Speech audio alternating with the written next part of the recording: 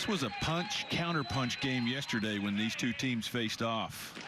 TCU jumps out to the big lead at 6-0. Oklahoma State able to come back with a grand slam by Cabanis and tie it at 6-6. And then the very next half inning, TCU showed a lot of character and really blew this game out from there, or blew that game out from them. 1 ball and 1 strike.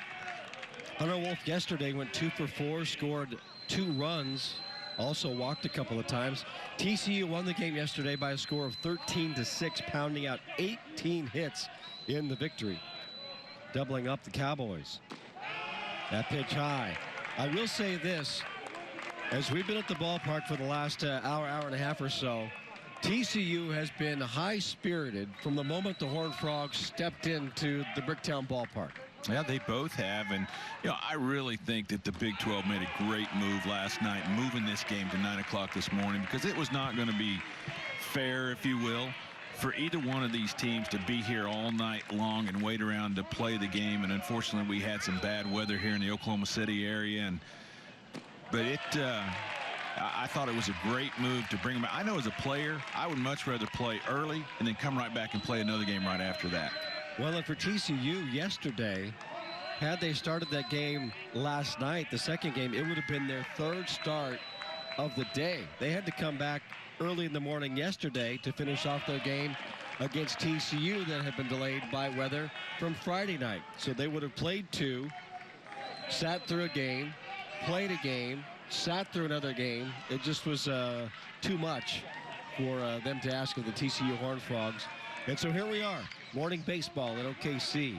Yeah, it's not very often that you get up, come to the ballpark, go back to the hotel twice, and then have to get ready to play. You don't usually take 1 batting practice per day, and they took 3 yesterday. And Hunter Wolf is making Jake Lyons do some work. This is the 8th pitch of the first at bat of the game. 3 balls and 2 strikes. And it's grounded out to the second baseman. That's Houston Morrill. And a routine play starts the game. That'll bring Josh Watson to the plate. And he's been the hitting star for the Horned Frogs in this tournament. Yesterday he went 4 for 3 with 4 runs scored and another home run, launching that over the wall in left field. Yeah, he's just had a fabulous tournament, had a great day yesterday.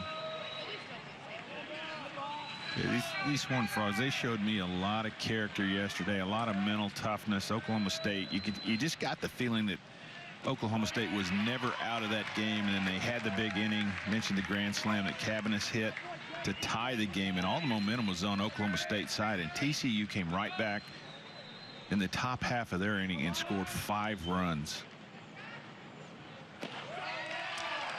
Watson takes a strike. He's behind 0-2. The home plate umpire is Mark Winters. John Brammers at first base. Doug Williams at second. Chris Koski is the third base umpire. Both these teams are really good offensively. I think one of the differences you'll see as this game goes along, you mentioned it earlier, the first hitter of the game, an 8-pitch at bat. Oklahoma State, big, powerful team, 81 home runs on the year, make it 82 now, I believe, with the home run yesterday. But they have a tendency to swing and miss, where TCU is more of a scrappy, they're going to put it in play. As Watson goes down swinging right there. So 2 away for TCU in the top half of the 5th inning. The Horned Frogs are the visiting team because they are the lower seed in this tournament. Oklahoma State entered as the number 3 seed. TCU 6. Here's the defense behind Lyons. Carson McCusker is in left. Trevor Boone's in center. Kate Cabanis handles the duties in right field. Around the infield, Christian Funk is at third base. Andrew Navigado, the shortstop. Houston Morrill, you saw him a moment ago, is at second. Alex Garcia is the first baseman. And Colin Simpson, who has been the DH throughout this tournament, gets the call behind the plate. Johnny Reiser's at the plate. And the first pitch is strike to him, 0-1.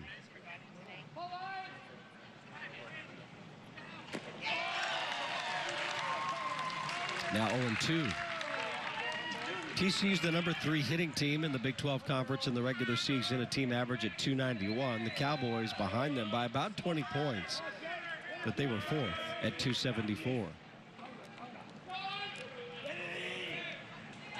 Now, both these teams can hit. They can hit with power. TCU probably runs just a little bit more than Oklahoma State does.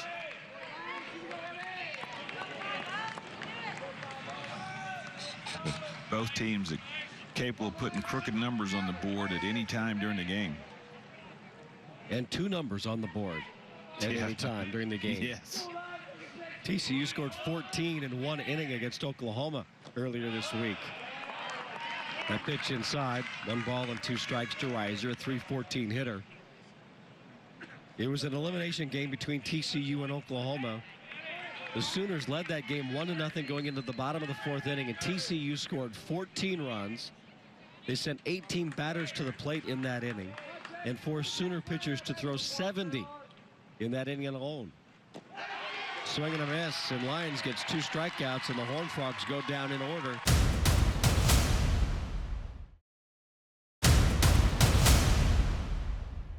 ERA a little bit high at 6.2. 43 strikeouts in the 40 2/3 innings that he's pitched, and only 12 walks. I think that's one thing about both these staffs that you see is that they do not walk a lot of people. They like to attack the strike zone with all their pitches. And this is one of those days in which coaches have to be somewhat creative in how they work their staffs and who's going to start a game and how long they're going to go, because you win this one, you play again a little bit later on today. A 1 o'clock start is set for the championship game. West Virginia's well rested. They're waiting. They can't wait to see who they play. Meanwhile, these 2 coaches are trying to figure out just exactly who they're going to have on the hill when the time comes and who will be ready. Thus, you have a couple of starters in this game. As you take a look at Josh Holliday, the head coach at Oklahoma State, who have a combined, 5-6 starts on the season between them. And Morrow lines this into left field for a base hit on the 1-2 pitch. And Oklahoma State has the first base runner of the game. Now, for Oklahoma State, they know they have a tomorrow. Whether they go on and win here this morning and play in the championship game, they're solidly in the postseason tournament. See the breaking ball there that was just left out over the plate. And Morrow, who's really done a nice job as a freshman to come in and take over the second base position, the leadoff spot. Makes him pay for hanging the breaking ball. Oklahoma State has, and once more, they have done everything that they need to do to get an NCAA regional bid and to host at Allie P. Reynolds. They want a super regional opportunity in Stillwater. The bunt is executed perfectly. The throw goes wide. It's going to roll into right field, and Oklahoma State's going to have runners. Nope, they're going to send the runner home, and he's going to score. Houston Morrow stopped after he rounded third, was actually headed back to the bag, and then decided, you know what, I think it can make it. And on a sacrifice bunt, Oklahoma State takes a 1-0 lead. The throwing error puts Christian Funk at second base. Yeah, and this is one of the things besides the injuries for TCU this year that has just made it extremely difficult for Jim Schlossnagle and his staff. The errors have killed them this year. And here early in the ballgame, Oklahoma State, not a team that does a lot of sacrificing. See a great job by Funk right there. Humphreys just throws the ball too far inside the runner, throws it down the right field line, and Morrow running hard all the way from first base, able to score. And here's Christian Simpson, 3 hits in the tournament, all 3 are home runs. 256 on the year, now 15 homers with 50 runs driven in.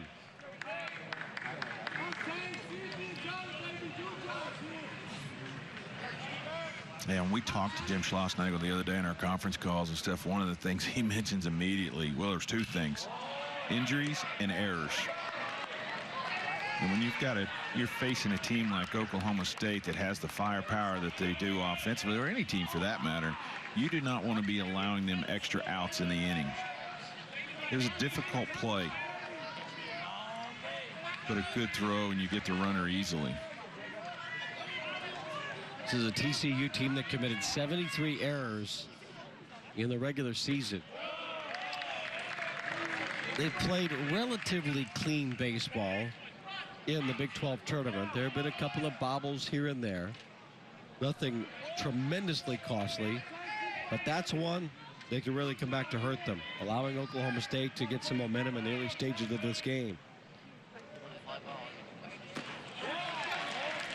And down goes Simpson on strikes. That's the first out of the inning. Yeah, that's a big strikeout right there with a left-handed hitter up, runner at second base, nobody out. You're trying to hit a ball to the right side.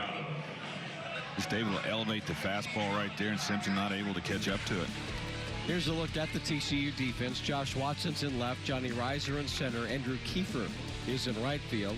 Left to right around the infield, the third baseman is Bobby Goodlow. Adam Oviedo is at shortstop. Austin Henry, the second baseman. Connor Shepard is at first, and Zach Humphreys is doing the catching.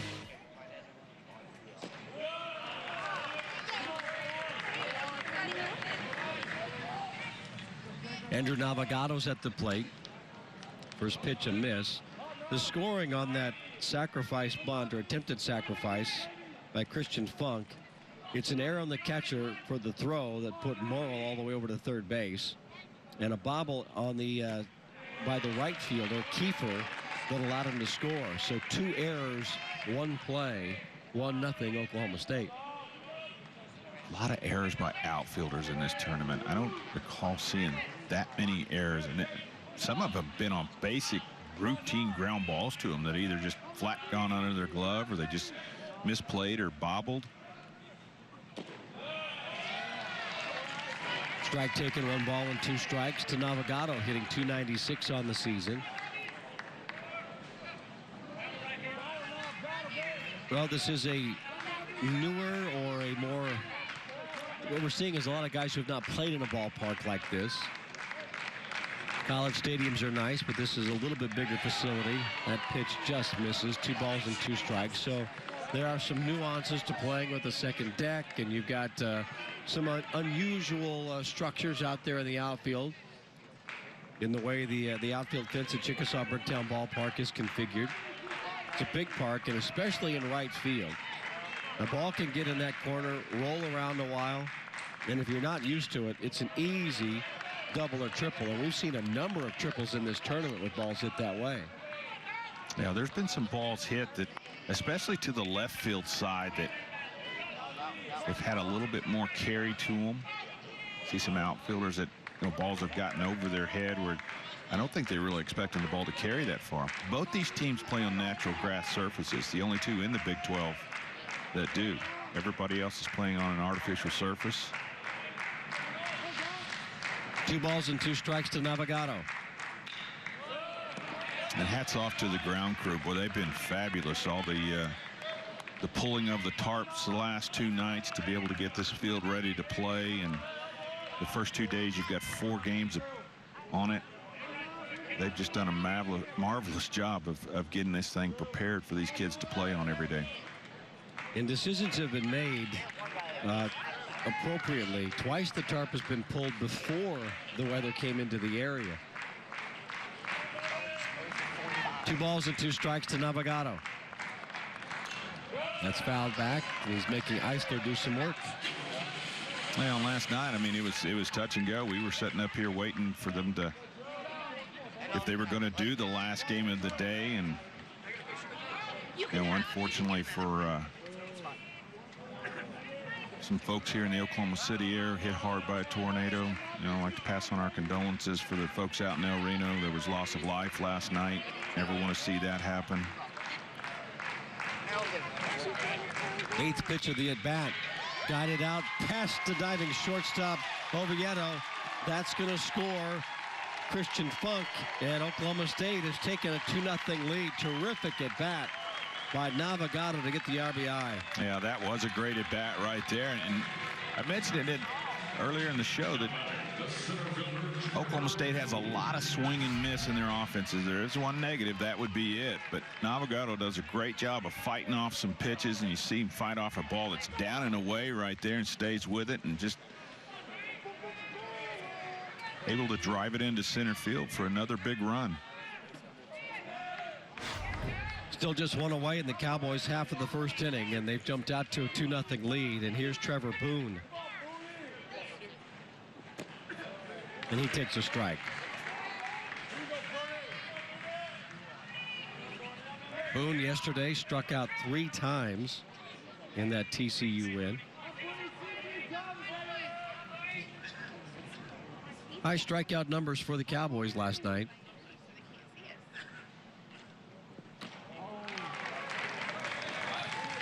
+17 strikeouts for the Cowboy offense.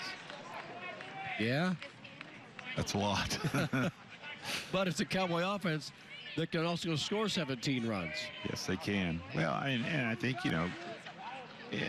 it's just something that you live with. You have the opportunity to do this right here. This ball is crushed to center field, and Johnny Reiser tracks it down and fires it back in and keeps Navigato at first base. Reiser just reached up with his glove at the last moment and made the grab. And they called the runner out at first base.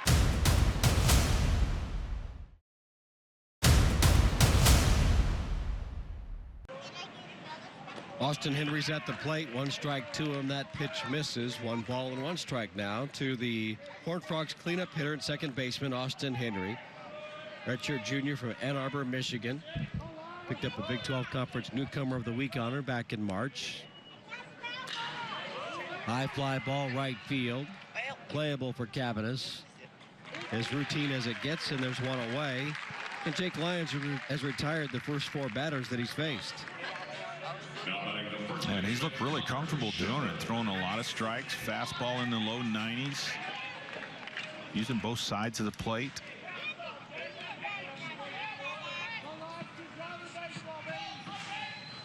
It's a deep Oklahoma State pitching staff. You don't want to find out how deep you got to go, though, if they do have to play a championship game this afternoon.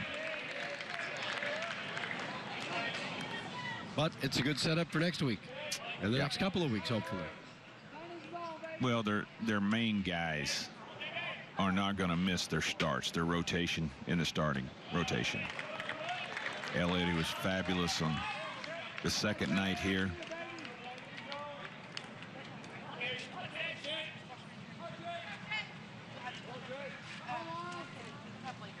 Two balls and no strikes to Connor Shepard. Now 2-1. Connor on the season's a junior, 289 this year. 6 home runs, 22 runs driven in. TCU has been forced to go the majority of this tournament without Big 12 Conference Newcomer of the Year, Jake Gunther. The junior out of Wisconsin suffered a wrist injury in a collision in the Kansas series. Tried to give it a go, played in 1 game in this tournament, was actually penciled in the lineup for that Oklahoma game, but just prior to the start said he couldn't make it, and for the most part he's been a spectator. The 3-1 pitch down the middle for strike 3 and 2. He did make a brief appearance last night, did Gunther, as a defensive replacement at first base. Shepard moved from first over to third. But TCU has made this impressive run without one of its best players. Yes, sir. Ball is hit out to Morrow, who's playing in shallow right field, and that retires Shepard. Yeah, it does a really nice job of backing up on this ball. It was hit hard, but what he did was create himself a longer hop by recognizing where it was and able to back up on this ball. Makes a nice play. Playing 2 or 3 steps on the grass. See the ball smoked right here. Just gives himself just a little bit more depth to create a longer, we can see the ball a little bit longer off the ground. Well, see if Humphreys can atone for the error that he committed in the bottom half of the first inning, the throwing error on a bunt attempt by Christian Funk that allowed a run to score. Last night, Humphreys was fantastic at the plate. He went 4 for 5, drove in 5, and scored a run himself, and now he's behind 0-2. I think one of the things you're seeing in college baseball, and we've seen it a lot in this tournament, is the shifts in the defensive alignments with so many games, which is great for college baseball being on TV. These coaches are able to get a scouting report, if you will. Learn where to pitch guys, learn how to defend them. 1 ball and 2 strikes.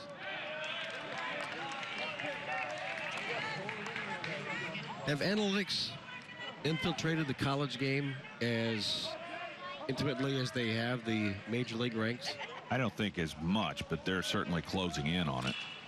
Humphreys skies this, shallow right. Morrill drops back. Cavanis comes in. He makes the catch, and TCU has gone 0 for 6.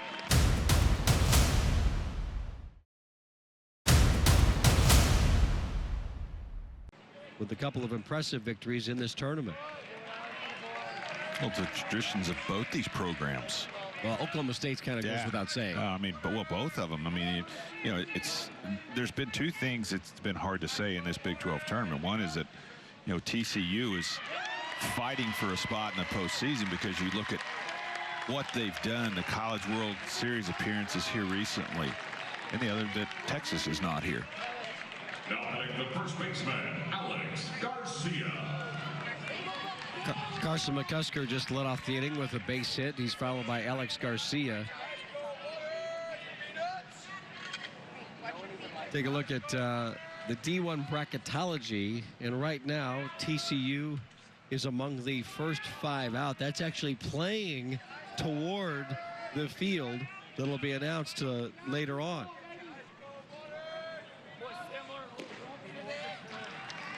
TCU's RPI has jumped 13 points based on what they've done so far in this tournament. And I believe a balk has been called to enable McCusker to go from first to second. The only thing that I can think of is he did not come to a complete stop. You have to, in your delivery, you have to come to a stop before you deliver the ball to home plate.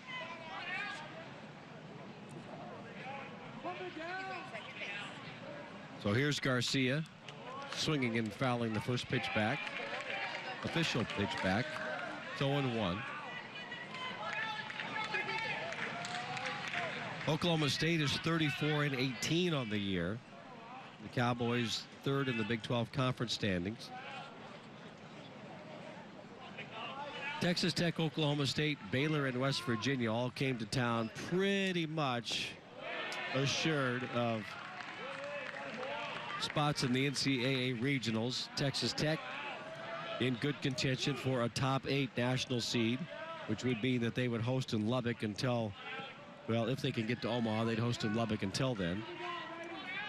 Oklahoma State's resume enhanced at the latter stages of the regular season with a 3-game sweep at Oregon State, defending national champion. Pitch outside, 2 balls and 1 strike now. West Virginia might be playing better than all of them right now. Andy Mazey's squad has been really impressive. Yeah, that's been the most complete performance in this tournament so far, with pitching. 1 hit shutout last night. Yep. 2 balls, 1 strike. Nice job by Humphreys to knock that down, but it's a ball, 3-1. Yeah, it really was. They tried to throw the breaking ball right there away from Garcia, and Humphreys does a nice job of keeping that ball in front of him and keep the runner at second base. West Virginia is just fun to watch. Well, their center fielder has made some unbelievable plays. White. He has saved some runs in this tournament with some diving plays. And that pitch taken for a strike, 3-2. He could be the MVP of this tournament, Brandon White, by what he's done defensively. Usually it's how good are your offensive numbers and who got hot at the plate, but his defense has been good enough to be MVP. Yeah, he's done a lot of really nice things out there in the outfield. Nice piece of hitting right here. Glove by Henry, flipped to first. Even though that ball was not hit hard, you've got nobody out right there, runner at second base. Try to get something to the right side of the field, advance the runner. Now it becomes easier for Oklahoma State, depending on what TCU does with their defense, to score the run. For the Cowboys, the pinch hitter, Bryce Carter. So Alex Garcia bounces out but advances the runner further into scoring position. And Bryce Carter is going to pinch hit for the designated hitter Jensen Elliott.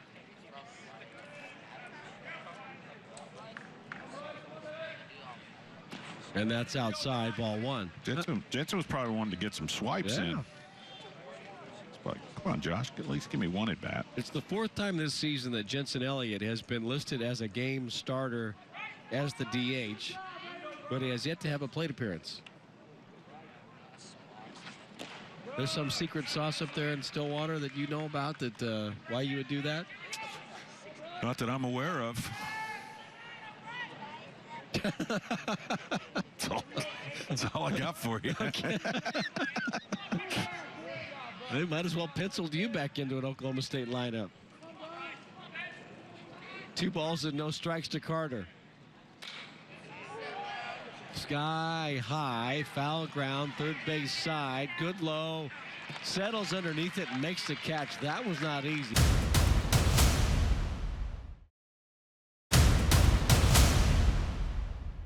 Yeah, and that's a big out. I mentioned that the job Garcia does getting McCusker to third base for a simple ground ball right there in the middle of the field, and Oklahoma State's got another run.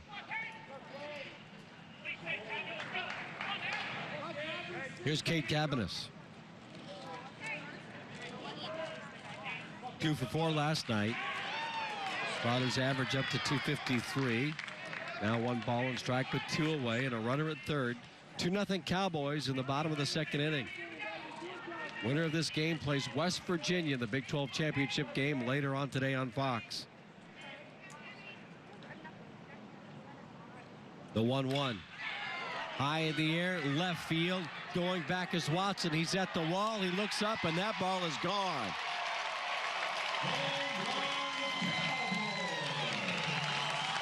This is just about the same spot where he hit the grand slam yesterday. Another left-handed hitter that goes oppo and hits the ball out of the ballpark. Hit a big grand slam yesterday to tie the game up at 6 late in the ball game, and it's another pitch here that's out over the plate. Does a really nice job of staying with it. It's a breaking ball. He's a big, strong kid. The biggest majority of these Oklahoma State guys are, and there's been some balls hit to left field that he just kept carrying and carrying, and that was another one right there. That's 2 big runs for Oklahoma State. It's breezy at the ballpark. That may have helped, but Cabanis had a good swing on that. He gives Oklahoma State a 4-0 lead on TCU on 4 hits in the bottom half of the second inning. Back to the top of the order, and Houston Morrill on the outside corner for a called strike, and now it's 0-2. Well, whenever you can get that type of production too down at the bottom of your lineup, boy, it makes it hard all the way through.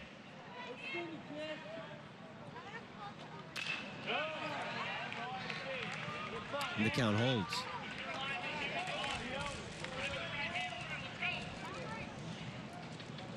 Morrill last night went 1 for 5. His average on the season at 267.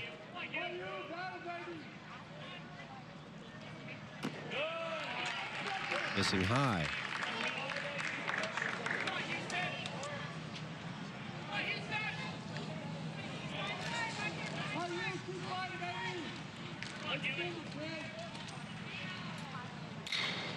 Guided back to the pitcher. Gloved by Eisler, flipped to first, and that retires the side.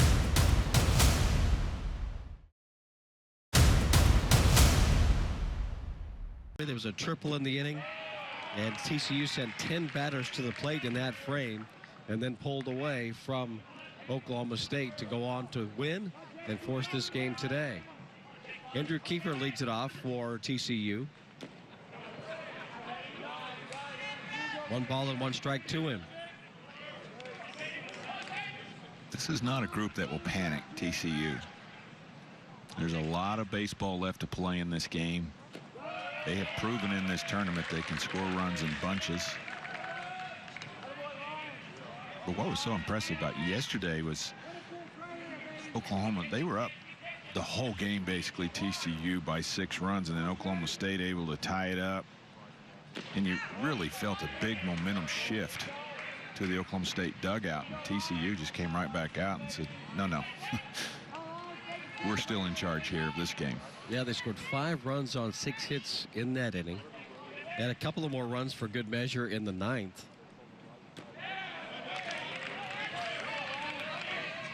Three balls and 2 strikes.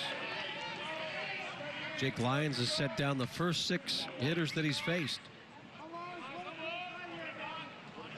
He's got big strikeout numbers, 40 on the season coming in, 2 today. And that's called strike 3. The strikeout numbers continue to get big. Yeah, it's another 90-mile-an-hour fastball. Just seems like he's in complete command of all of his pitches right now. Not exactly for sure what Kiefer might have been looking for right there, but that fastball looked like it was right down the middle. Bobby Goodlow for his first plate appearance.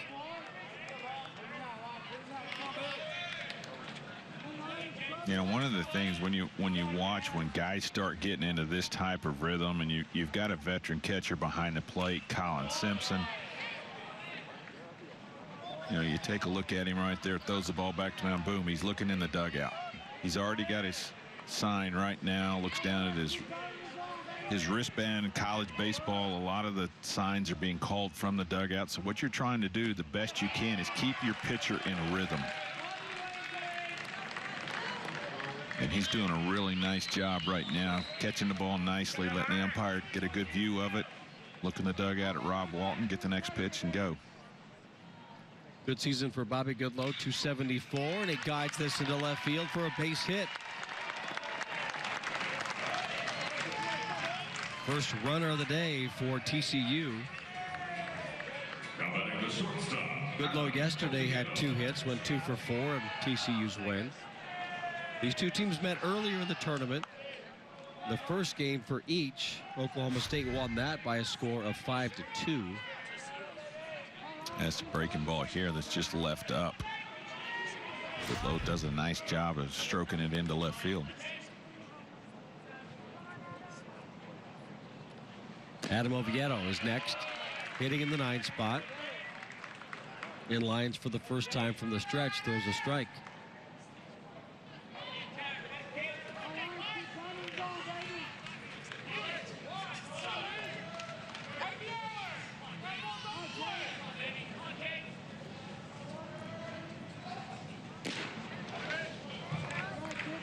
Somebody just turned the lights on outside because the sun just got really, really bright as Oviedo comes to the plate.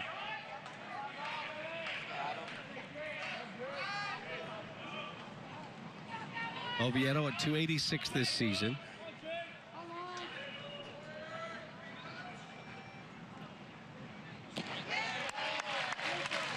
And the count moves to 1-2 on the sophomore from Grandview, Texas. Good cutting fastball right there, a slider in the low 80s. Start it in the middle of the plate, have it work away from the right-handed hitters. Get guys try to swing over the top of it.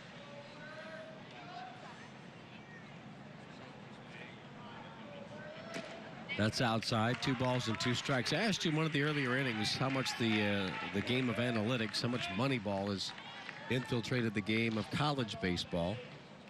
You don't think quite as intricately with the college game? Yeah, I don't think it's gotten there yet because I don't think that they're able to have the scouting and the numbers feed back to them, you know, quite like they do in the big leagues. You know, the big leagues, you've got 2 or 3 guys out scouting at a time, other teams.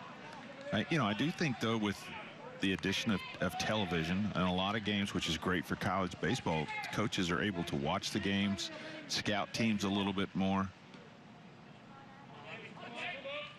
The 2-2 pitch, just a bit high. At the end of the day, it's a battle between that guy on the mound and that hitter. And you can throw the numbers out the window. If a guy makes his pitches, he's got a really good chance of getting a guy out. And sometimes his strengths and the analytical numbers may match up to the hitter strengths, and you just got to take your chances. All right, you're doing some coaching these days. Mm-hmm. A little different level than we're watching right now. But if somebody with an MIT degree came to you and your staff with an encyclopedia each day of the numbers, what would you do with them? Well, I think that, like I said, I think there's some of them that are good. I think that, you know, you can look at and see if a guy's tendencies, you know, to hit a lot of ground balls to the left side. You may be able to play them a little bit different defensively. You might be able to see certain tendencies in counts, what they're looking for. Hey, it's still, you can have all the numbers in the world. It still comes down to execution. You've got to be able to go out, and even though you have a chart for a scouting report on the guy, you still got to be able to throw strikes to him. If you're pitching them away, you got to be able to pitch them into your defense. So if you can't do that, all those numbers mean nothing. Well, we just had our first walk given up by Jake Lyons. And in the top of the third, TCU is putting together its first threat. Goodlow moves into scoring position. He's at second. Oviedo behind him. And now the top of the order at Hunter Wolf. You know, they talk a lot about, pitchers at the next level. They're talking about how fast is the ball spinning out of their hand and how close are they to home plate when they release it. Well, if it's right down the middle of the plate when they release it, doesn't really matter how fast it's spinning because it's going to come back at them twice as fast. Wolf grounded out to second his first time up, and he takes a strike. Well, that was interesting in our conversation with Jim Slostagel, and going back to Jared Janczak, who was brilliant last night in perhaps his final start of his collegiate career. 12 strikeouts, just a couple of walks, worked 6 innings for TCU and put him in position to defeat the Cowboys. Next pitch foul back to the screen, and it's 0-2 to Wolf. But Janczak's undergone surgery he's coming back from. And Jim Slostagel said his pitches just don't spin the same.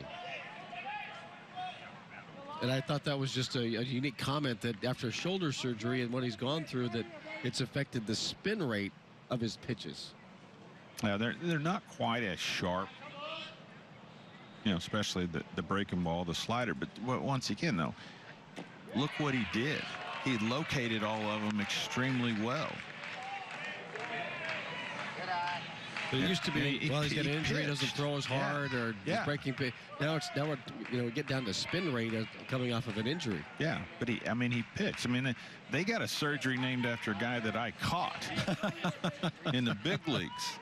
And Tommy John threw about 83, 84 miles an hour and pitched for a long, long time. You think he cared about what his ball was doing spinning? It was sinking. Everybody knew it. He'd throw just enough fastballs in to keep you to right-handers to keep you off the sinker away. 1 ball and 2 strikes to Wolf. And that ball driven to right center field. Cabanis is going back and he's able to track it down. Goodlow tags at second. He's on his way to third, and what a toss by Cabanis to get it back in. Still behind the runner, but a nice play defensively by Cade Cabanis.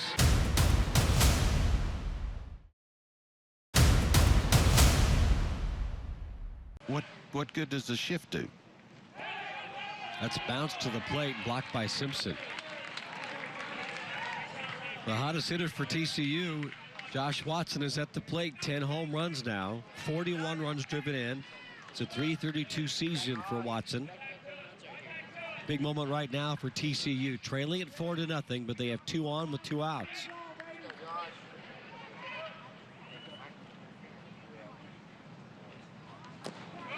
I think it's the same thing in all sports. At football, you can watch all the film you want to and have the perfect play set up, but if a guy misses a block, all that film just got thrown out the window because the guy didn't execute.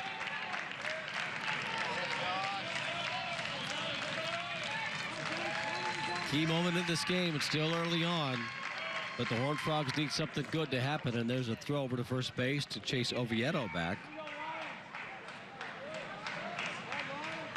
Now, Lyons just letting him know that, hey, I'm still thinking about you over there. TCU will run. They've had 90 stolen bases on the year, or 90 attempts on the year, 70 stolen bases, pardon me.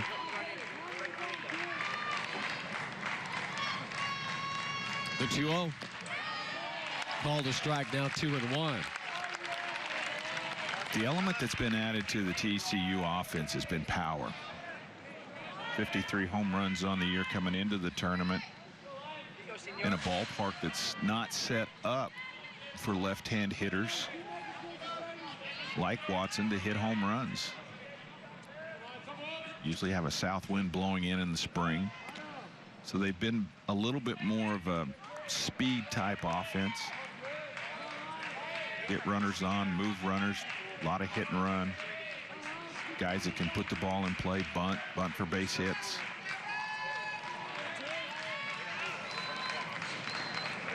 Two balls and one strike.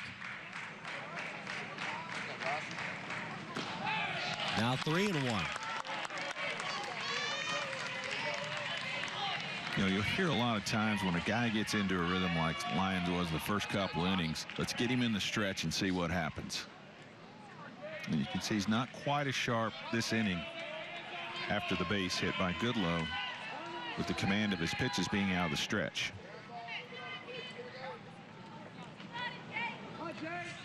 Watson's worked the count to 3-1. And now we're full. Good fastball there. 3 balls, 2 strikes, 2 outs, 2 on. Power on power. Here it comes. Put your best move on it. Watson's a senior from Arlington, Texas. He has started every game of his TCU career.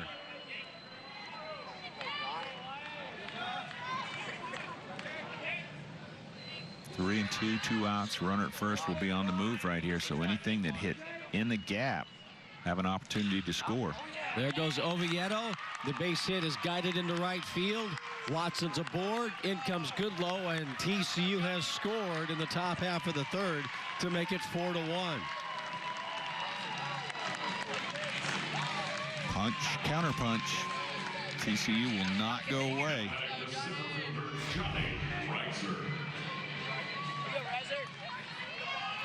Just a nice job right there. Morrill had him shifted a little bit further to the right side. That's basically a ground ball that's straight at the second baseman if he's playing straight up.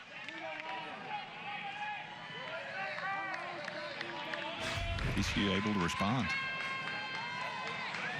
Runners remain at the corners for the Horned Frogs. And here's Johnny Reiser. And again, Lyons will chase the runner back at first base. Reiser's hitting at .312 with 10 home runs, 36 runs driven in. Reiser's from Cypress, Texas. Began his collegiate career at Louisiana Lafayette. Good program there. That was back in 2016. Made the move to TCU. Well, that's not a bad idea right there. You got Funk that's not only playing back, but he's playing shifted over to his left, a right-handed pitcher in Lyons that will be falling off to the left side of the mound. Anything on the grass over here, button for a base hit. Reiser's going to be able to walk into first base.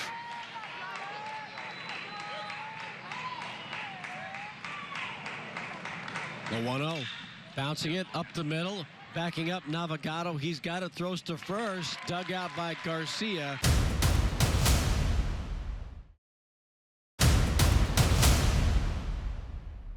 Who leads this game by a score of 4-1. 4 hits in the game for the Cowboys. The big one, a 2-run home run off the bat of Cade Cabanis. King misses high and in with that pitch. And it's 1-0. Well, for Eisler, it wasn't a bad day. 2 innings pitched, 4 hits, 4 runs, 3 earned, 1 strikeout. Has not had a lot of starts, so maybe the thinking in the TCU dugouts, all right, let's get a fresh arm in there, or as fresh as they could get right now.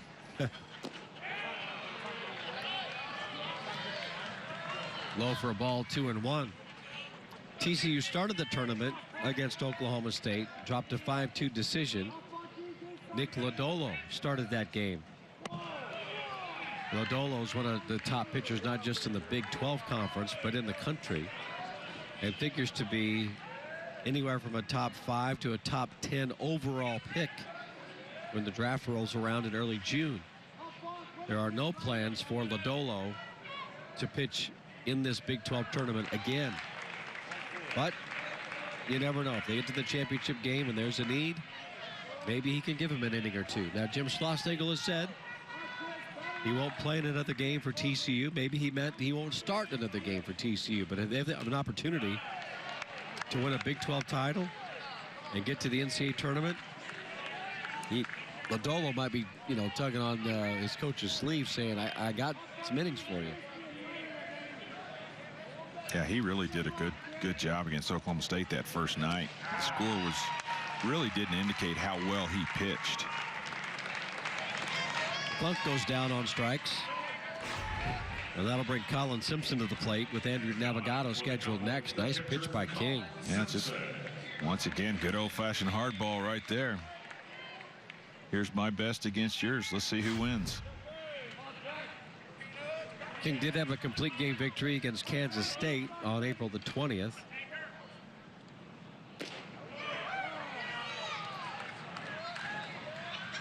His first career victory came at the College World Series. Something he'll never forget. The 1-0 high in the air off the bat of Simpson. Shallow left field. Going back out is Oviedo, and he makes a tough catch. Yeah, that's a nice play right there because he had a long run outfield, obviously playing Simpson deep, respecting his power. Oviedo had a long run to go get this ball and makes a nice running play over his shoulder. So quickly, 2 away in the Cowboys half of the third. There you see it again. He's a long ways out in the outfield right there, but the outfielders have to respect Simpson's power. Next up, Navigado. Singled in a run in the Cowboys half of the first. Navigado's from Riverside, California. Played at Cuesta Community College, 2 seasons there. That pitch fouled. 0-2.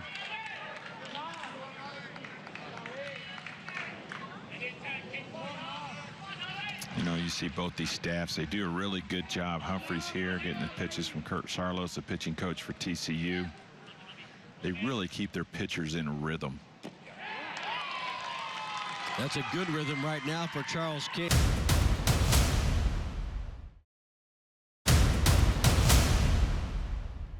Josh, this is Championship Sunday. You might have an extra game to play here this morning. How did you get your team ready to perform this morning and perhaps again later on today?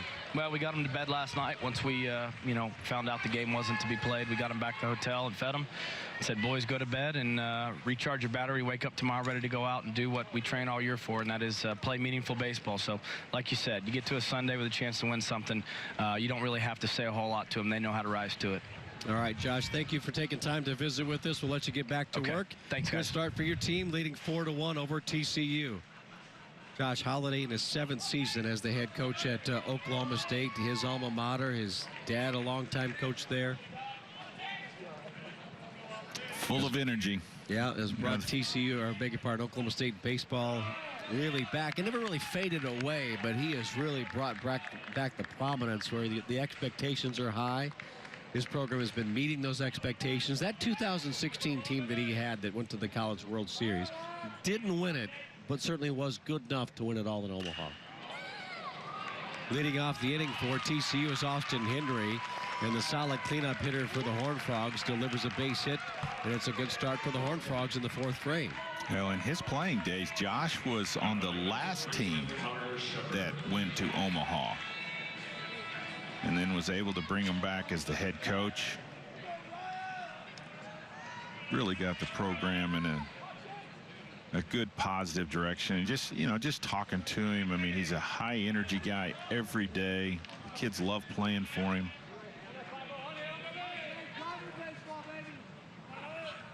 Connor Shepard's at the plate for TCU. Takes a strike. Oklahoma State has been to the College World Series the NC Tournament 44 times. It seems like maybe the CWS 40 times. Actually 20 trips to Omaha. Last national championship 1959. 32 times Oklahoma State has won a conference championship. Interesting when you go way back into the Oklahoma State time machine and look deep into the history. You think that Gary Ward had been there forever. But in the early stages of Oklahoma State baseball, Hank Iba was one of the coaches. Yeah.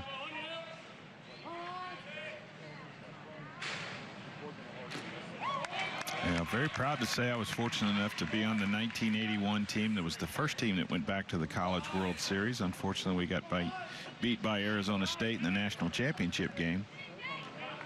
Still not happy about that. No. But I mean, it was something that really started a tradition of Oklahoma State baseball going to the College World Series every year. 16 straight conference championships. A record that's not talked about a lot. I spoke with Coach Ward yesterday. Called me and said we were doing a nice job. That's good. Presenting the games. That's meaningful. Wow. Yeah, he still loves the college game. You'll see him around the ballpark. Still loves talking about hitting. Even if you don't want to talk about hitting, he's going to make you listen.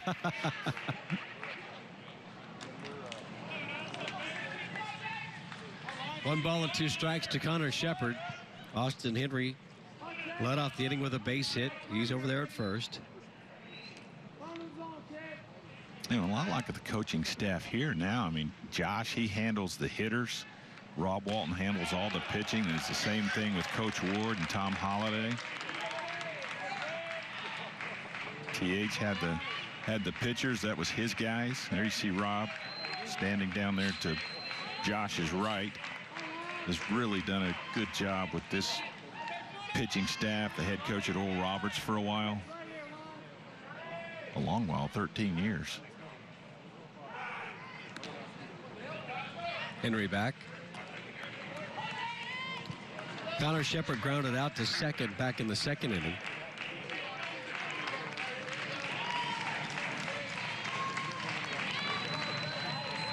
Two really good staffs, though. I mean, you get the same staff over in the TCU dugout. Shepard just does stay alive. Jim Schlosnagel, Kirk Sarloos, Bill Mosiello. Yeah, we haven't talked about Mosiello much and what he's done with this offense at TCU. The offensive coordinator. 2 balls and 2 strikes. The duel between Lyons and Shepard is won by Lyons with an off-speed pitch that fooled Shepard. That's his 4th strikeout and maybe his most impressive pitch, and it didn't have a lot on it. I kept throwing him a lot of fastballs, and then able to drop the breaking ball down in right there and get Shepard looking. So 1 away with 1 aboard. Here's Zach Humphreys. Again, he had a big night last night with 4 hits. He takes a strike there. Humphreys, in his previous plate appearance, ended the second with a fly ball out to right.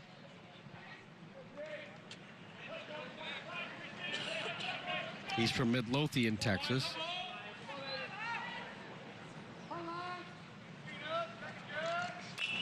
Rips this into left field. That's a base hit. Henry advances to second, stays there, had the play in front of him the whole way. It's a 1-out single, and TCU will bring the tying run to the plate here in the 4th. And this is what TCU does. They just keep coming at you and keep coming at you with one quality at bat after another. They put balls in play, and the next thing you know, the game's either tied or they're ahead, and they've scored 4 or 5 runs in the inning.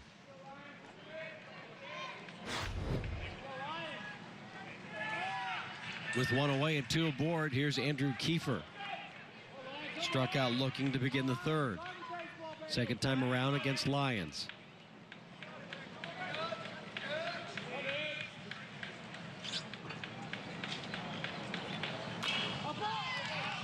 Jumps on the first pitch and fouls it away. In TCU, 32-25 on the season. Oklahoma State is 34-18. The Cowboys 14-9 in Big 12 play, good for 3rd. Josh Holliday said his team navigated the last 3 or 4 weeks of the regular season very well. Didn't have a good series at Texas Tech, Played well against Baylor and Oklahoma. The big sweep in Corvallis against Oregon State carried a lot of momentum and put them into the national seed conversation. There's a ground ball left side. Pass Navigado rolls into left field. And TCU is going to play it station to station. Henry was ready to go home. And the brakes got put on.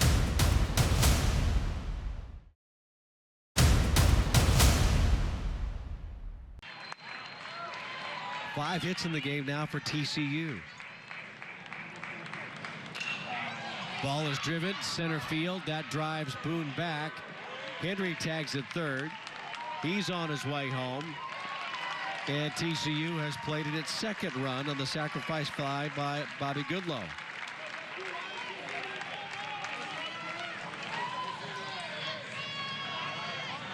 A nice piece of hitting right there by Goodlow. Able to get a ball up in the zone. He elevates it. Obviously hits it deep enough to score Henry. No, but once again, here's TCU. Just chipping away, chipping away. It's not a team that will panic. They know that their offense can be just as potent as Oklahoma State's. They may do it in a little different way at times. Adam Oviedo's at the plate. He walked back in the third inning and was stranded in scoring position at second. 4-2 now. Oklahoma State scored twice in the first, twice in the second. TCU scored a run in the third, and the Horned Frogs have added another here in the top of the fourth inning. They've out-hit the Cowboys 5-4. Lyons comes inside and misses 2-0. There have been no questions about the Horned Frogs offense. Third in the league in hitting. There's power, there's speed. They're opportunistic. Very good with 2 strikes, very good with 2 outs.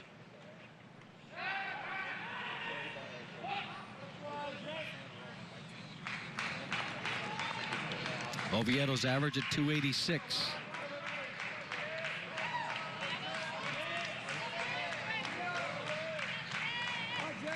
Adam once drafted by the Minnesota Twins 2 years ago.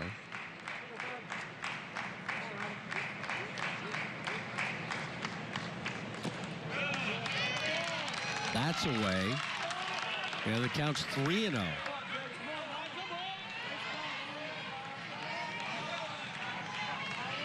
TCU's already gone to its bullpen and brought in one of its starters in Charles King, who pitched the last half inning. We may be seeing the end for Jake Lyons.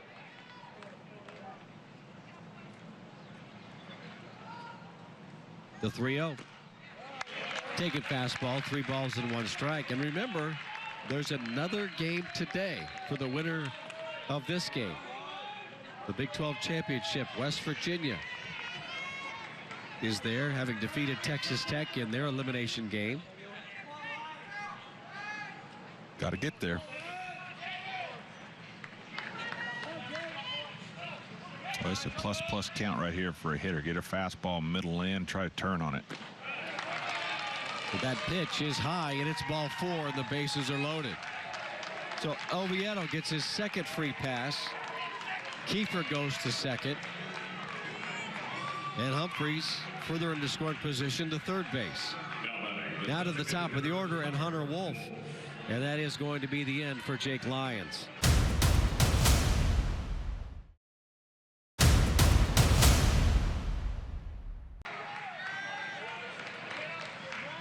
The bases are loaded for the Horned Frogs, and it's Hunter Wolf coming to the plate. He's 0 for 2 in the game. Bragg's first pitch is high. 1 ball and no strikes. Humphreys the runner at third. Kiefer's at second. Oviedo, who has now walked twice in this game, is the runner at first base. You know, just like for Oklahoma State, for TCU, the production that they have gotten now, the bottom of their lineup, and being able to turn their lineup over, you know, it just makes them solid 1 through 9. There's a fastball for a strike, 1-1. Yeah, good fastball, good location. 90-mile-an-hour fastball right on the block of the outside corner. You see Wolf turn around, check with the umpire, just like, okay, that's as far as it's going to go.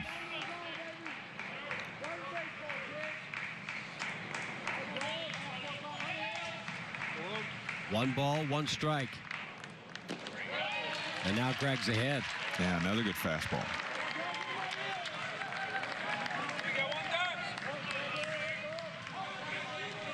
Hunter Wolf at 291 now.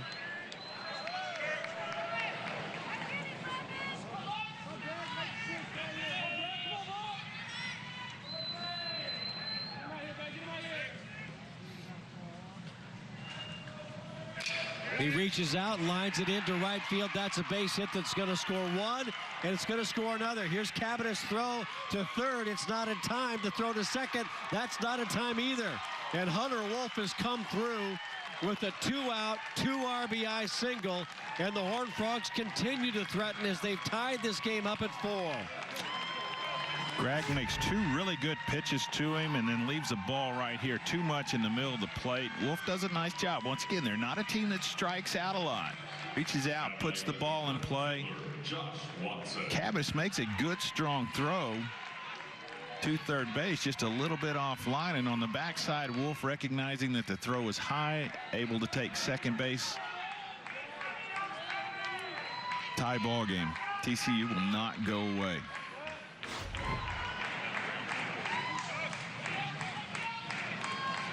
And now they've got to face Josh Watson, whose average is up to 335. Watson is 1 for 2. He's got a single that drove in the first run of the game for the Horned Frogs. 6 hits in the game now for TCU. And Watson swings and misses. Runners at second and third. Oviedo at third. Behind him is Wolf at second.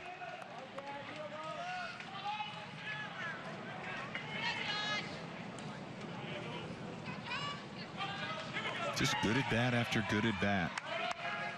They just battle, keep having quality swings. They don't give in. They don't swing at bad pitches.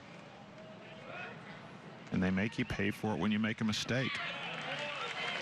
Now Watson's behind 0-2. Josh had 4 hits in the game against the Cowboys yesterday, including a home run.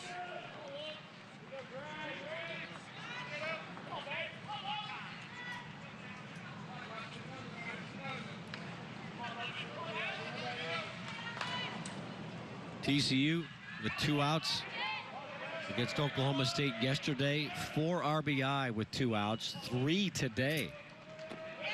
And Watson goes down. That's a big strikeout for Greg.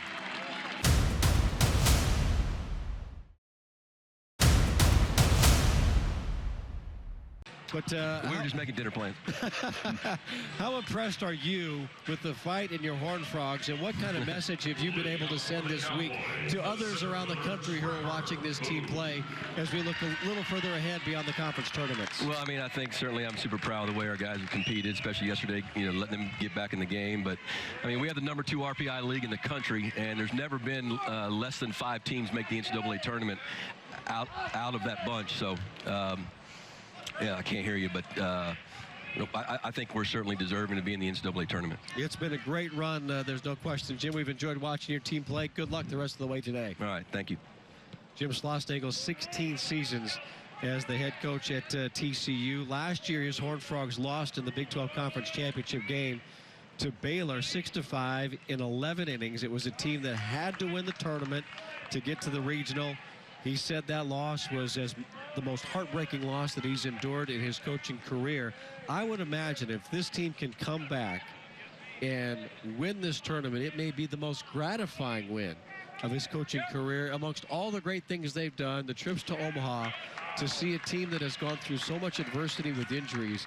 If they're able to get the job done in OKC this weekend with this team, with all they've gone through, what a job by him and his team that would be. Well, they're certainly making a great statement to do that.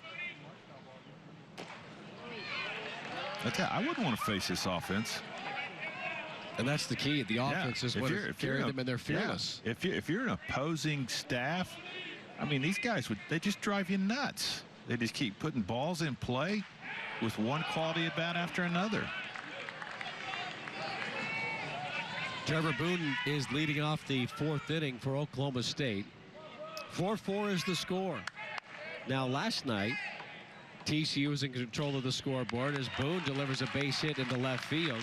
TCU controlled the scoreboard. Oklahoma State put together a rally, ended up tying the score at 6, and the Horned Frogs then sprinted the way. Now, Oklahoma State controls early. TCU comes back to tie.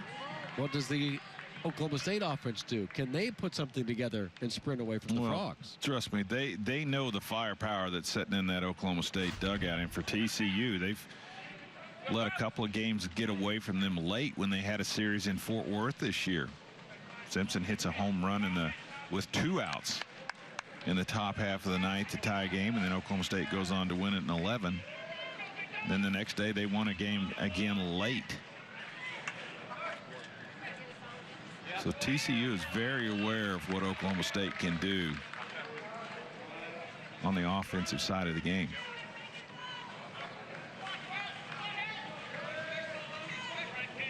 Charles King is facing Carson McCusker, 1 ball and no strikes. The Horned Frogs began the season, had wins over Houston, Vanderbilt, University of Virginia. I believe Vanderbilt was number 1 at the time when the Frogs won that game. Stumbled a bit with some home losses. Dallas Baptist is a quality program. A loss to Lamar was a bummer in the season home finale.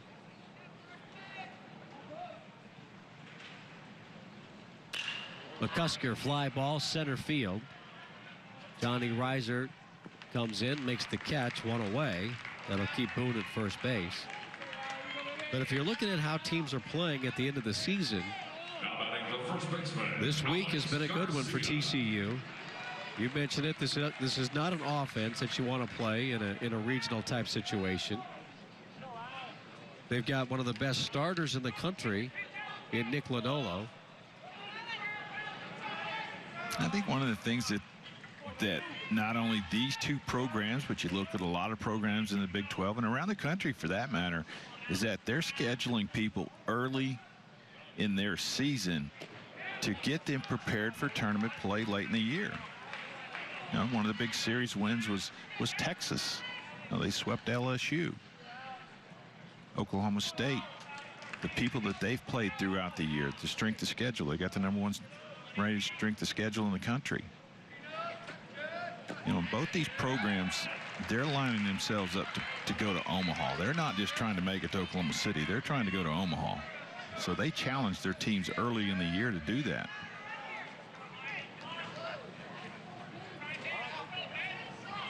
Alex Garcia is at the plate. Here's the 2-strike pitch to him. Low for a ball, 1-2.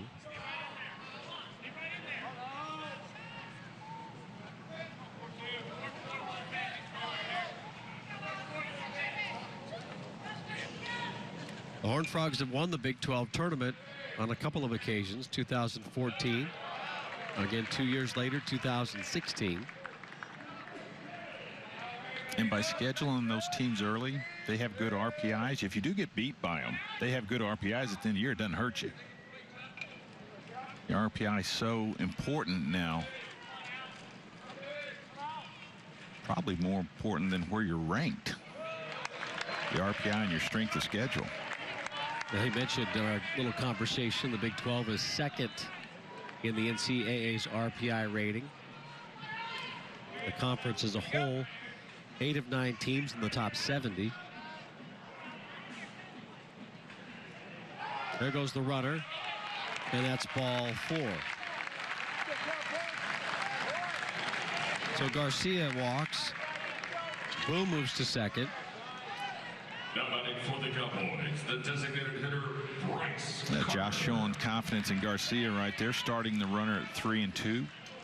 Only 1 out. Mentioned that Oklahoma State has a tendency to swing and miss, so you run the risk right there of a strikeout throwout, but Garcia does a nice job of working the bases on balls.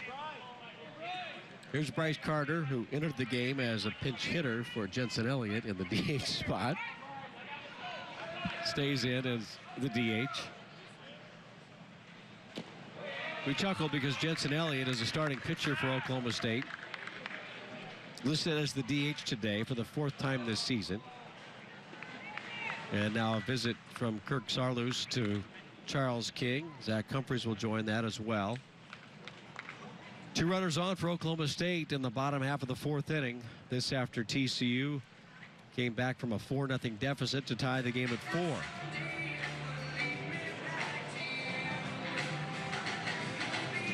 See, Kirk Saarloos pitched in the big leagues for a while.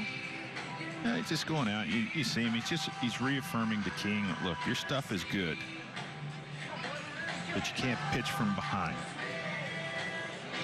Keep pounding it in the strike zone. Let your defense try to work behind you. Get you a ground ball right here, and let's get the offense back in the dugout and go back to work. Saw the Frogs in the pen. Nobody's throwing right now. They're content with King.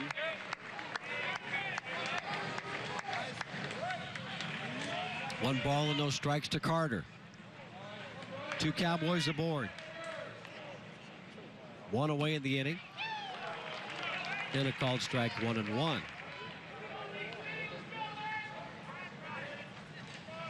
West Virginia is waiting for the winner in the championship game.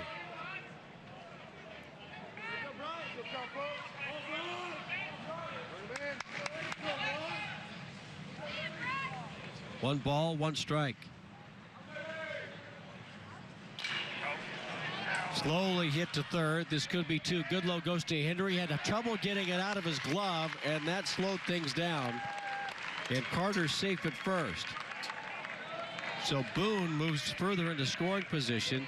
He's at third base. Garcia's erased. And now Oklahoma State has runners at the corners with 2 away. Yeah, this ball not hit quite hard enough by Carter. This is the long double play right here. Carter does a really good job of getting down the line to stay out of the double play. Looked like the exchange was fairly clean. It's just the 5-4-3 double play is a hard one. There's 2 long throws involved in it. And now Cade Cabanis, who's got a 2-run home run today, and now he's got a strike to him, 0-1.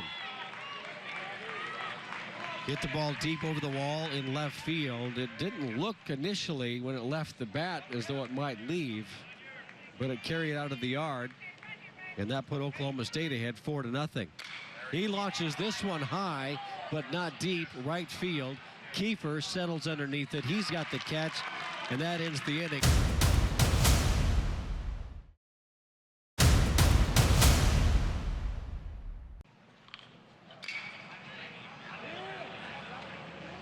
Ball is fouled off to the left. McCusker at the line, reaches up and makes the catch, and that retires Johnny Reiser.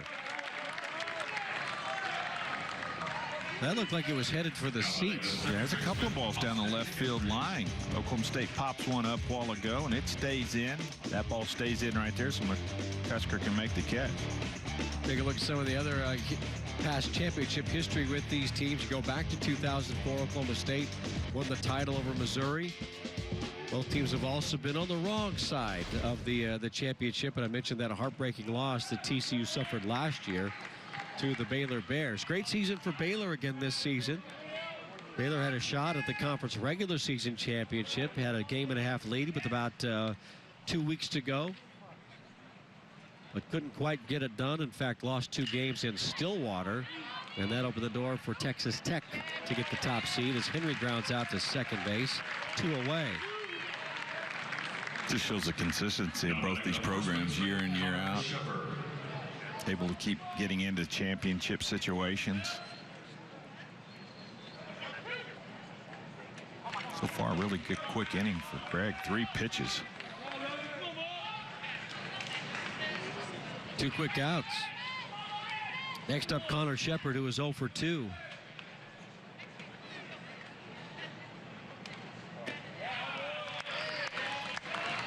Oklahoma State had a basketball player years ago. Big country, Bryant Reeves, pretty familiar. Logan Gregg is all country. He's from Arkansas. Livestock merchandise major. Dream is to be a farmer. Good for him. Favorite musical performer? At the right school. Agricultural school. Favorite musician? Got to be George Strait. That's away. 2 balls and 1 strike.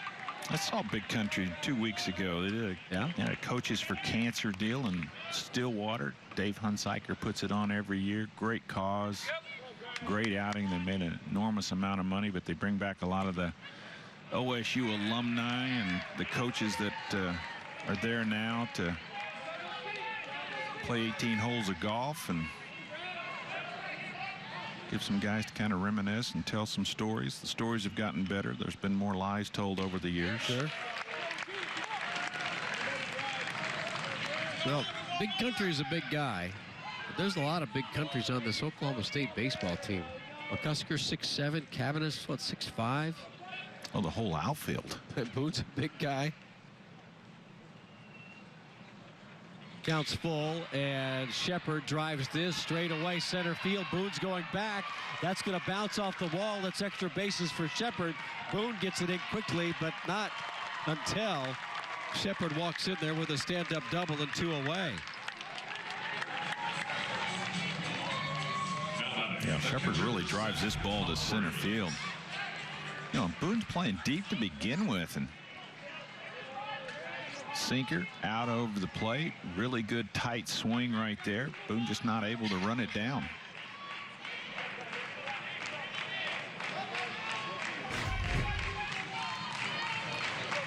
For Connor Shepard, that's his 8th double of the season.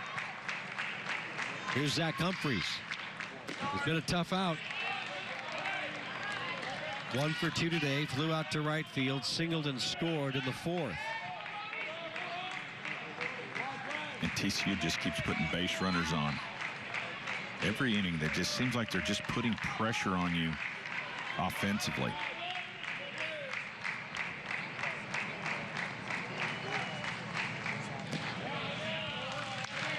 Nice pitch from Brad. Good pitch right there.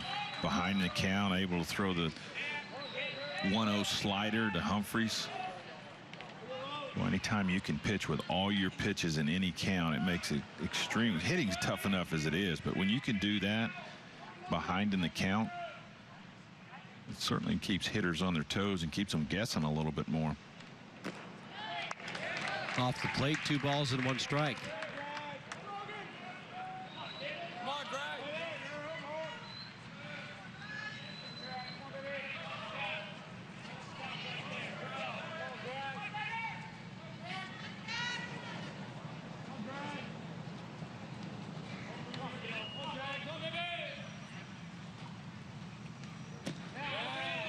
Off speed, a called strike, 2-2. That's another one right there. As a hitter, you get ahead in the count.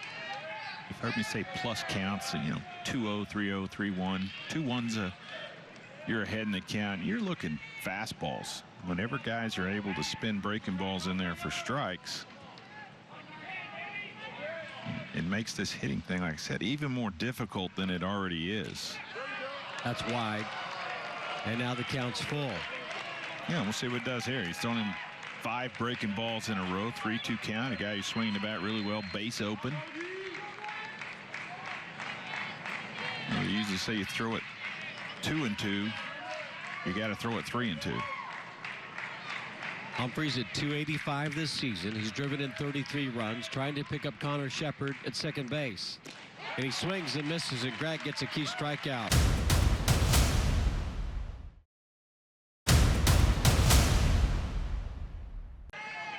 And when that game finished, the decision was made that we were not going to play baseball anymore because inclement weather was coming into the area, and that was a very wise decision. They made the decision preemptively. They got the tarp on the field, cleared out the stands, allowed people to get home, and more importantly, get to safety because there was very severe weather that came through the area. Also very fair to both of these teams so that they wouldn't have to play well into the night, perhaps into the morning, and then come back and play a championship game, which is slated to begin at 1 o'clock Central Time. So TCU and Oklahoma State went back to the hotel, got a little rest, woke up and decided to play some early morning baseball once again. We started this tournament on Wednesday at 9 o'clock Central Time. Started this championship Sunday at 9 o'clock Central Time. And a good game again between these two teams. 4-4 is the score in the bottom of the 5th. Houston Morrill hitting the 1-2 pitch to third. Scooped up. Nope. Dropped by Bobby Goodlow. And I would imagine this will go down as a base hit. Goodlow playing deep. Got to charge the ball. Oh, they give him an error. They're tough. They're tough around here, Mick. And it's a tough play right here. I mean, Morrill runs good, even though he doesn't get out of the box real well. So you think if he possibly fields it cleanly, easy for me to say, they thought he had a legitimate shot at him. Third error of the game against TCU, and there goes Morrill. The throw down to second, and the tag is applied, and he's out.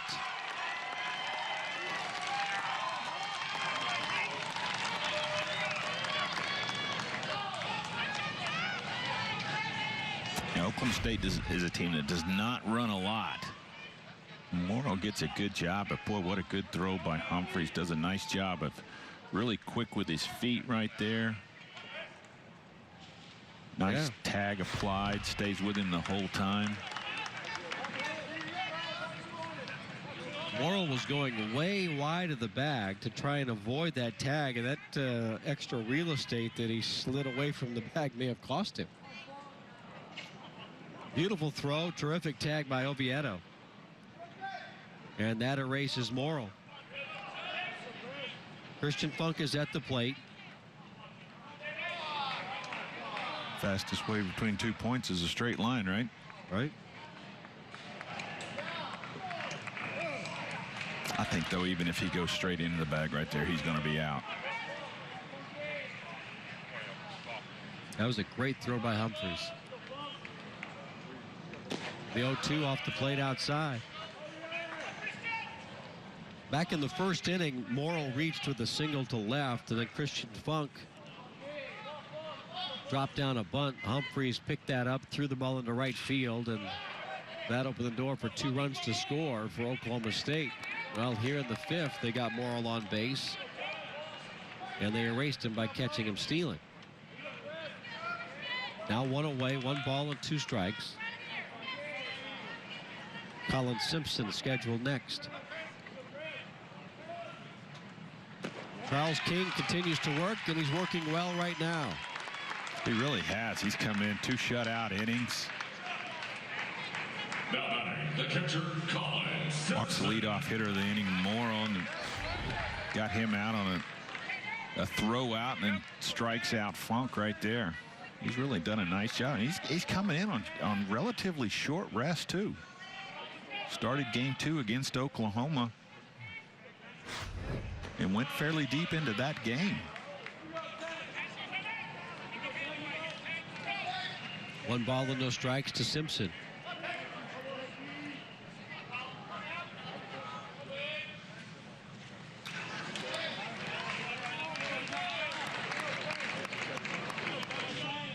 When you look at the makeup of a team headed to an NCAA regional or a conference tournament setting, but certainly the regional is a different animal to its own. When you look at what Oklahoma State has, it's got power, it's got good solid starting pitching, a lot of strikeouts, but for the most part, that's a team that is built to make a run in NCAA tournament.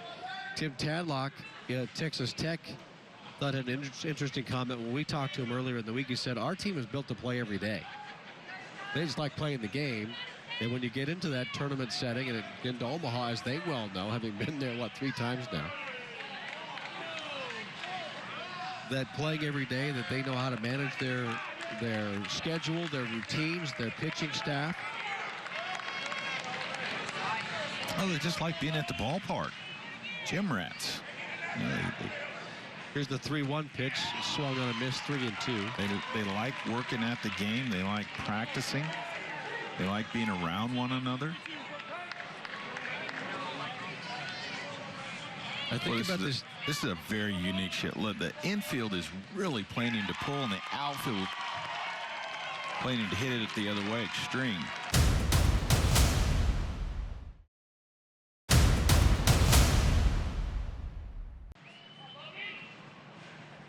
And the first pitch is high, 1 ball and no strikes.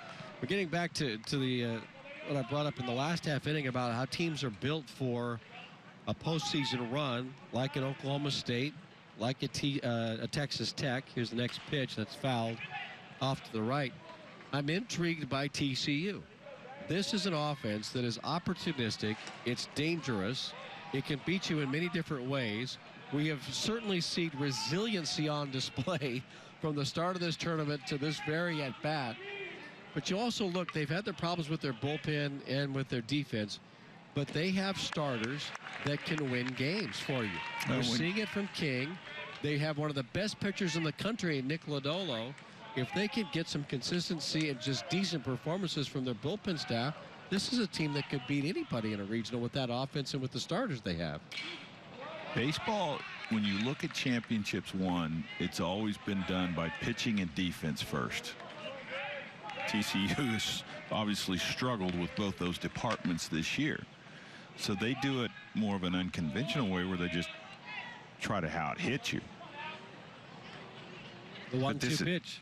But this is not a team that, you know, if you get them into a short series, you got to face Lodolo the first night. That's no easy task. And then you got to face this offense. It's no easy task. King has pitched well now in the two performances that we've seen from him. One as a starter and now as a reliever. Now, he did get the benefit of 14 runs in one inning, but he still got the win. He didn't give up 14 runs in an inning. He only gave up 1 run.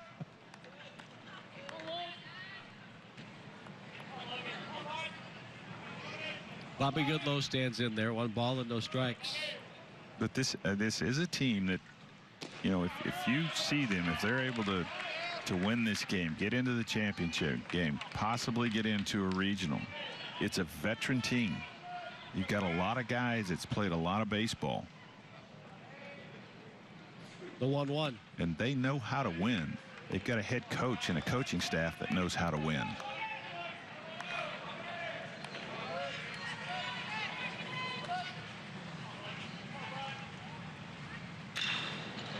Bouncer to Morrill at second. And that erases Goodlow.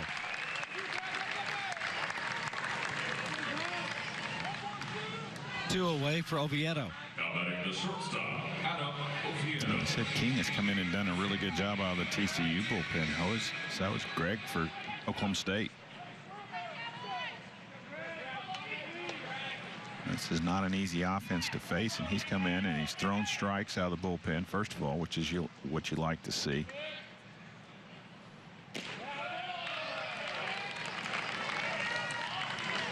But both these teams they're built in a little bit different fashion, but they're both extremely good teams.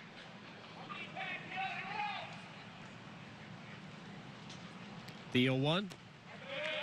Now Oviedo behind. Greg's done a good job coming on in relief of Jake Lyons. Second appearance for him in this tournament.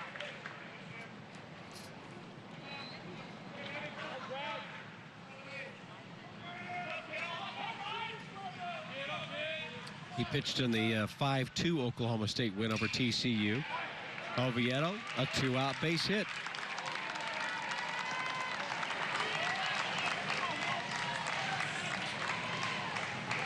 Not unusual to see the Horned Frogs getting on base. Look at that.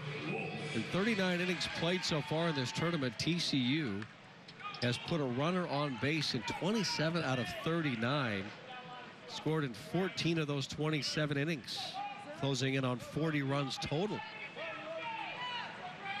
Well, they won't go away. They just keep battling and battling. And I've mentioned it before that the difference between them and Oklahoma State when they get to 2 strikes is they put balls in play. That ball was not hit hard, but the ball was put in play, so it has a chance to hit the outfield grass, which it did. Back to the top of the order, and Hunter Wolf singled in 2 runs back in the 4th inning. He reaches out and laces this into right field. That'll find the corner. That's going to be a problem. And it bounces away from Cabanis. Being waved home is Oviedo. Here comes the throw. It's not in time. TCU leads 5-4.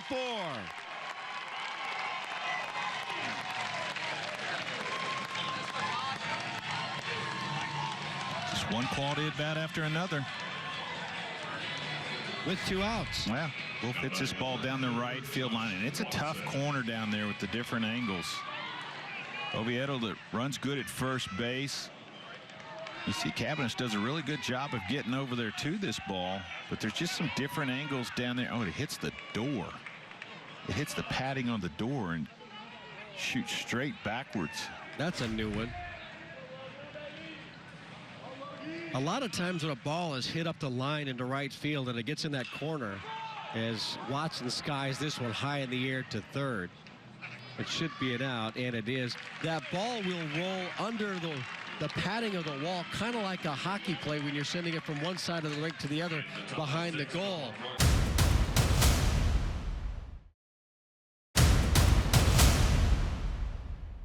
Walked one and struck out 4, and now he's given up his second hit. This is a leadoff single to Andrew Navigado. That's all on relatively short rest, too. Yeah. Pitched against Oklahoma on Thursday. You know, so to be able to come back on a Sunday morning. Kid's got a lot of courage, but he's trying to get his team to the championship game. The tying run has come, is on base now. It's 5-4 TCU. They trailed early 4-0. Oklahoma State scored runs, 2 runs in the first, 2 runs in the second. TCU got on the board in the third with a single run, then scored 3 to tie it in the fourth. And with 2 outs, TCU got a single from Adam Oviedo and an RBI double from Hunter Wolf to take a 5-4 lead and set the stage for where we are right now. TCU has 4 runs driven in with 2 outs for the second consecutive game against Oklahoma State.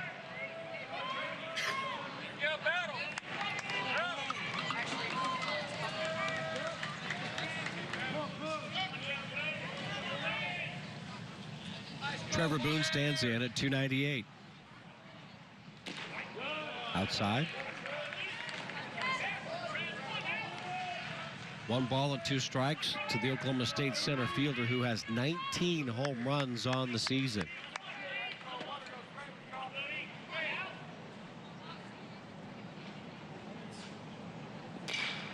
He reaches out and fouls that into the seats off to the right side. Yeah, he's really had a terrific year come into his own this year. You mentioned the 19 home runs. 51 RBIs to go with those 19 home runs. So a lot of production in the middle of this lineup. Funk hitting second, 12 home runs. Simpson 15. Navigado 12. Boone 19. That's a lot of firepower. Fouled again to the right. The count holds at a ball and 2 strikes to the junior from Tulsa Memorial.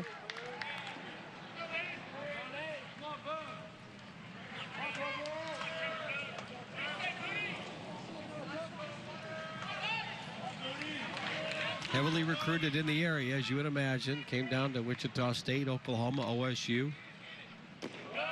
That's away. Boone's made some great plays defensively in center field as well in this tournament. Overshadowed a bit by the spectacular plays made by Brandon White from West Virginia in center field. He made a key play early on. That's off the plate, and the count's full.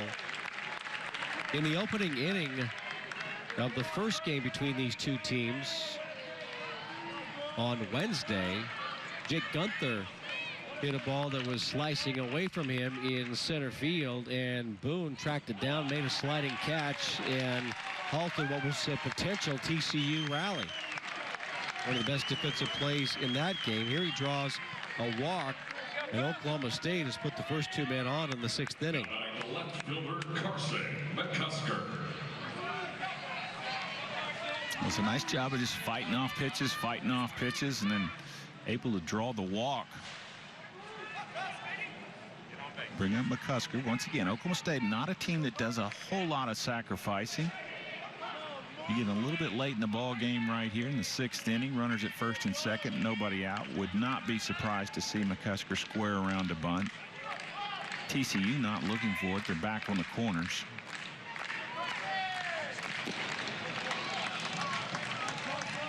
McCusker does not have a sacrifice hit this season. One sacrifice fly. He's Oklahoma State's leading hitter now at 317. The only Cowboy coming into play today above 300.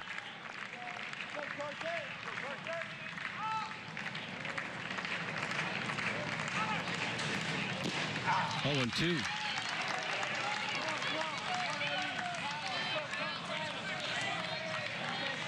This is Championship Sunday in the Big 12. West Virginia has eliminated Texas Tech in the other bracket. Randy Mazey's Mountaineers are awaiting the winner of this game. A game slated to begin at 1 o'clock Central Time. In the air, right center field. That could be trouble. Getting over is Reiser. He makes the catch at the track. Tagging at second is Navigado. He's going to go to third. Boone retreats back to first base. It's a deep fly ball out off the bat of Carson McCusker. There's one away in the inning. That's 2 balls in this game that Reiser's done a really nice job of tracking down. When this ball was first hit by McCusker, I thought this ball was in the gap for sure. You see Reiser does a really nice job of getting there, making the catch. Navigado tagging up at second base. Even if that ball gets over his head, if he's tagging, he's still going to score easily. Kalen Green has begun throwing in the TCU bullpen. We saw him last night, and he was fantastic in relief for the Horned Frogs. Ground ball. This could be 2. It rolls up the arm. Henry can't find it. 1 run has come in, and everybody's safe. We're tied at 5. Boy, and that's a killer right there, because that gets you out of the inning. This ball's hit hard and right at Henry. Can't really tell if it takes a bad hop laid up his arm, but I mean, you don't draw him up any better than this. Right at him, just not able to field it cleanly. And another mistake. That ball looks like it took a bad hop late on him. But it's another one of those defensive miscues that just Jim Schlossnagle talked about. You're out of the inning right there. It's over with. Yep. You still got the lead. Henry's been so solid for TCU defensively, but especially in that number 4 spot in the lineup. That's 4 errors now on TCU.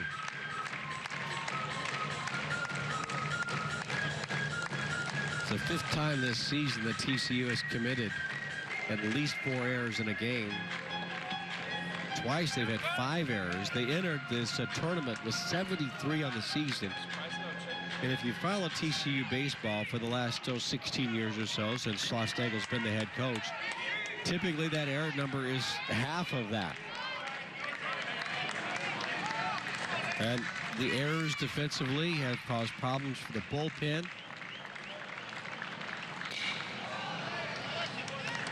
Nine errors now in the tournament total for TCU's defense.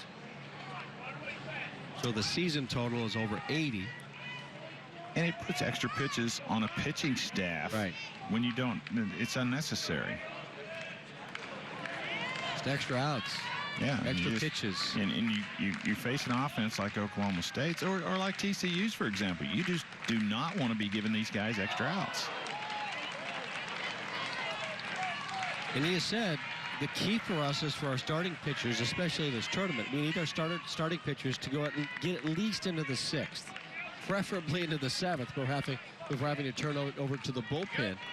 But they're having critical errors that are happening in the 2nd, the 3rd, and the 4th that are extending innings and extending pitches, and all of a sudden the starting pitchers at 60 pitches in the 4th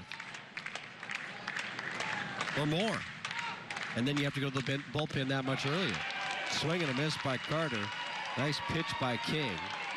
And there's 2 away with 2 still aboard for the Cowboys in a game that's now tied at 5.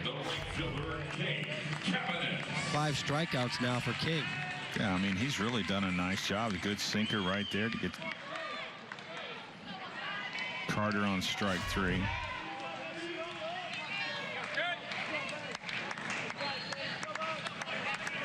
technically he's coming out of the bullpen today, but he's one of their starters. And like I said, coming in on relatively short rest. Pitched Thursday afternoon against Oklahoma. Cade Cabanis has a 2-run home run today. He struck out 6 times prior to yesterday. Came to the plate yesterday in the game against TCU with 6 strikeouts in the tournament. Jared Jancek struck out the first 8 batters that he faced against the Cowboys, and then Cabanis breaks that string with a base hit. Of all people. Since then, he's had a pretty nice stretch. He had that base hit. Also had the Grand Slam home run yesterday. A 2-run home run today. He's up to his average, 256. In game 1, Lodolo struck out 8 Cowboys in a row.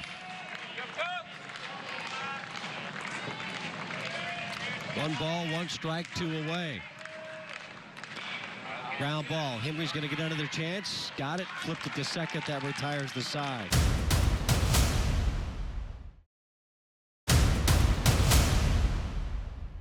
Not pitched a whole lot. 7 2/3 innings. Got 14 strikeouts.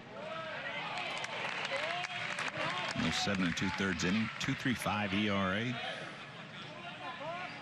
Just try to shut TCU down right here. Give them a couple shutout innings. Give the offense a chance. Facing Johnny Reiser. That's in the dirt.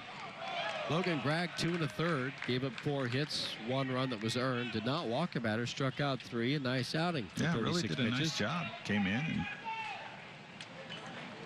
out of the bullpen, threw a lot of strikes. Quiet it down for a little bit, the TCU offense. I'm not sure anybody's going to keep these guys quiet up for the whole game. We're expecting to see a pitching change for TCU. Halen Green was warming earlier. A left-hander. 2 balls and 1 strike. Leadoff hitter. Reiser fouls that out of play. Top half of the 7th inning. 5 runs, 9 hits, and 4 big errors against TCU. 5-6-0, the numbers for Oklahoma State. The Horned Frogs have stranded 6, the Cowboys 4. Yeah, a really big inning in the last half inning. Hard hit ground ball at Henry. Taylor made double play, just not able to come up with it cleanly. And Cowboys took advantage of it and tied the ball game up 5-5. Charles King, who's been pitching for TCU, 65 pitches today. That's why we expect his day might be coming to an end. That gets away from Simpson. Reiser sprints to first, takes a turn, looks. Didn't get far enough away or lost, so Reiser draws the walk to lead off the 7th. Now batting the second baseman, Austin Henry. And this ball just down in the dirt, and just Simpson can't find it at first, but doesn't get far enough away for Reiser to be able to advance to second.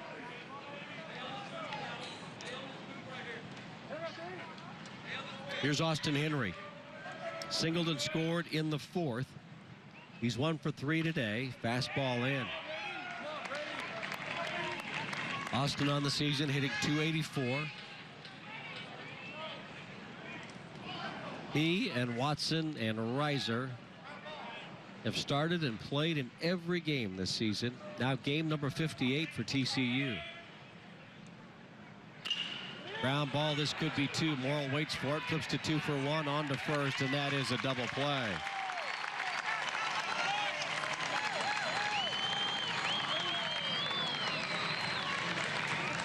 Now batting the first baseman, Connor Shepard.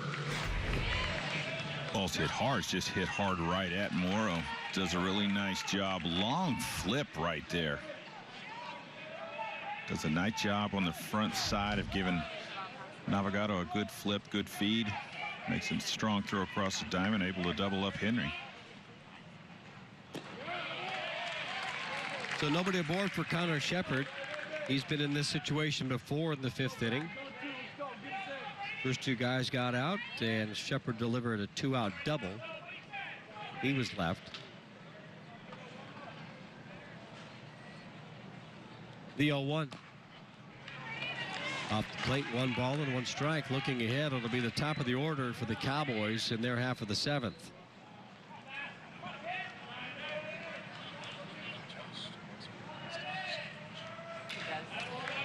A ball and 2 strikes. Good swing by Shepard right there on a 92-mile-an-hour fastball. See the big left-hander there. Good arm. A little bit more of a traditional type windup, traditional delivery, more straight over the top. He's coming in there at 92 miles an hour. He thought that was strike 3. Walked off the hill, now climbs back up. 2 balls and 2 strikes.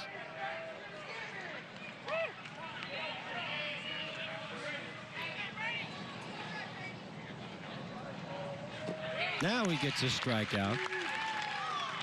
Toss it to first for good measure, and that retires the side.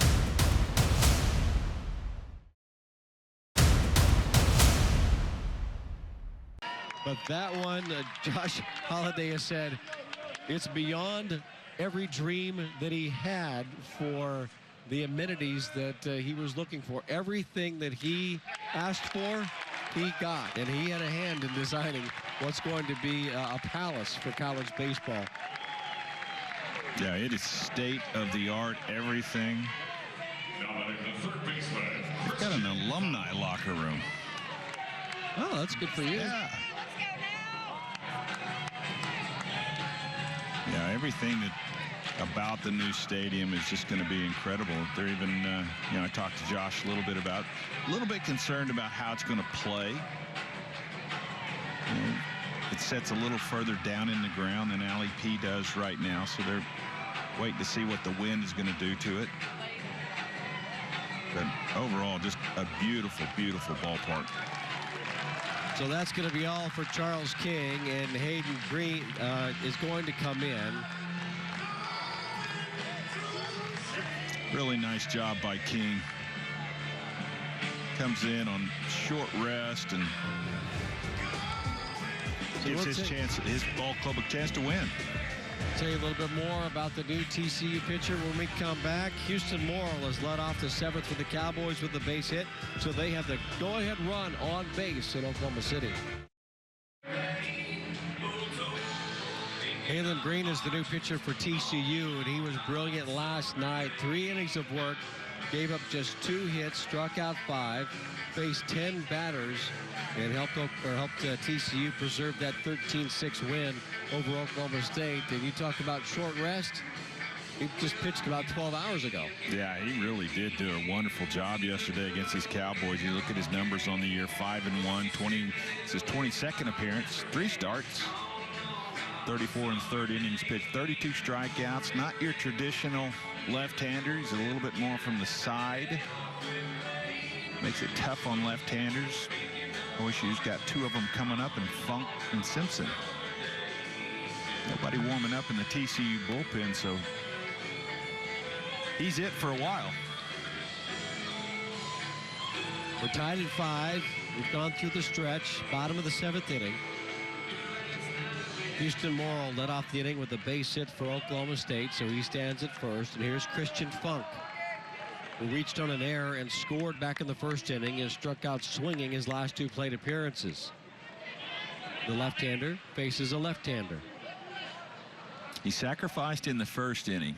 Got the bottom of the 7th, left on left. See if he squares around and does it again. He does.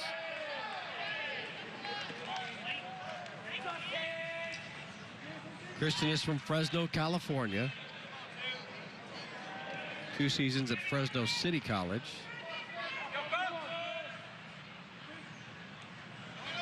Last year, 245. This year, that average has dipped to 231.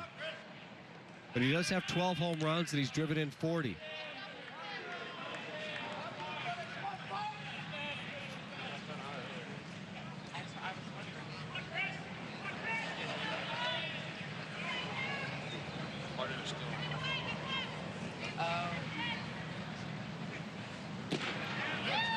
That's a strike taken. Do you feel for those Cowboy seniors that are going to play the last season at Alley P? They can always say that. But you know what? Next year, you have to go to that alumni locker room. Don't get to play in the new place. Yeah, I'm sure it's been probably hard for those guys, you know, because you can see it. Yeah, right. Bunted back to Green. His only play is to first. The sacrifice is successful, moving Morrill to second. Yeah, nice job by Funk right there, getting the sacrifice bunt down, getting Morrill over to second base, getting him into scoring position for the heart of the Cowboy lineup that's getting ready to come up. But yeah, I'm sure it's got to be difficult for those guys. You know, they're going, why can't this happen a year or two earlier? $75 million project in Stillwater. $60 million in construction costs. That's going to lay down the gauntlet for everybody else in the Big 12 and all the other prominent programs around the country, or anybody who aspires. Well, there are some nice facilities in the Big 12. Texas Tech is really nice. Oklahoma getting ready to do some renovations to their ballpark, which is already, Kansas State.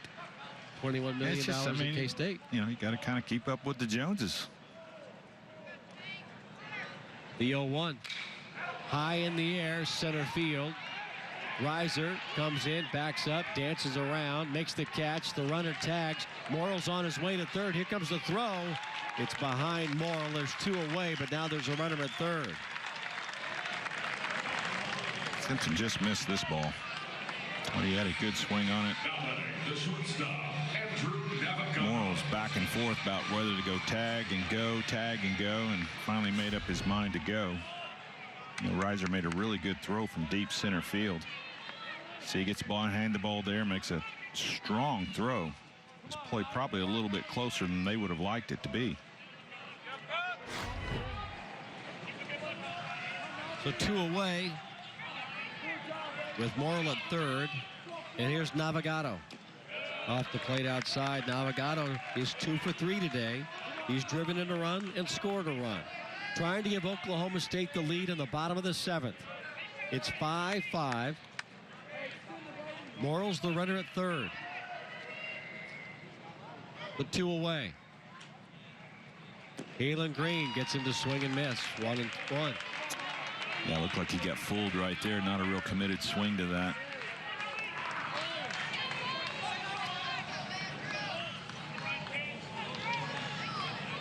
Go Cowboys!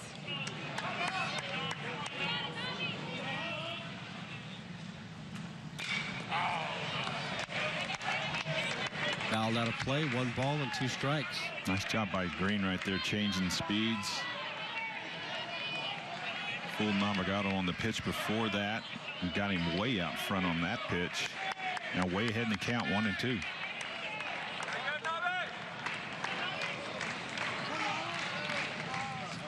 That's an invert block by Humphreys. 2 balls, 2 strikes, 2 away. Terrific game between TCU and Oklahoma State once again. 5-5 is our score. The two teams have combined for 16 hits. 4 errors committed by TCU. Center field, Riser, playable for him as he moves toward the gap. He's got the catch, and Oklahoma State strands the tying run at third base.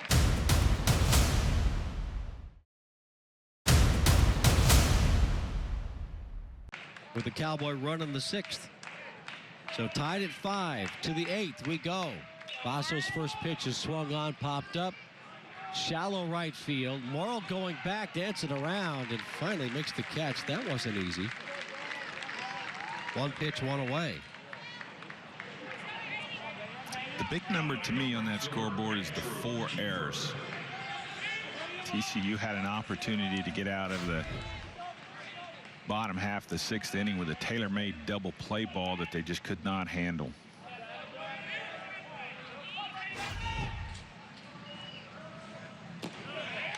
Here's Andrew Kiefer. He struck out twice, but he's also singled and scored today. Yeah, 4 TCU errors. They had 2 on 1 play in the bottom of the 1st inning.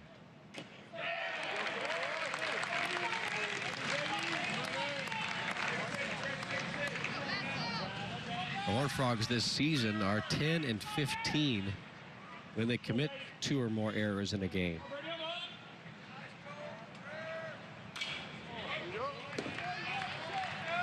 We'll do 0-2 again.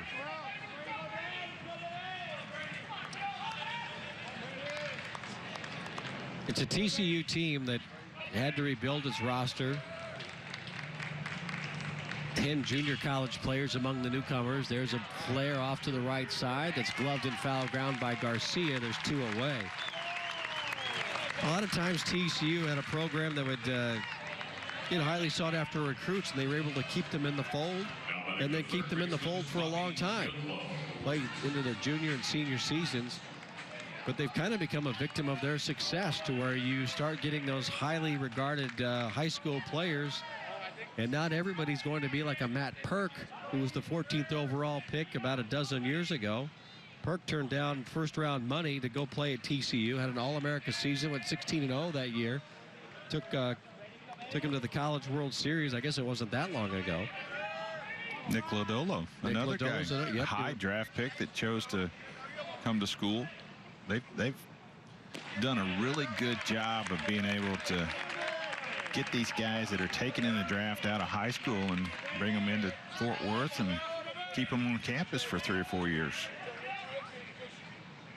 The 1-1 pitch to Bobby Goodlow.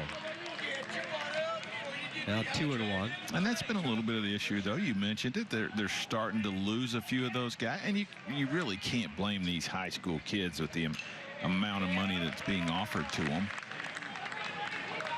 I mean, you talk about getting $3, $4, $5 million as a signing bonus as a high school kid. It's a lot of lawns to mow to make up for that. I'll take some online classes. Goodlow taps this to first, and that'll retire the side.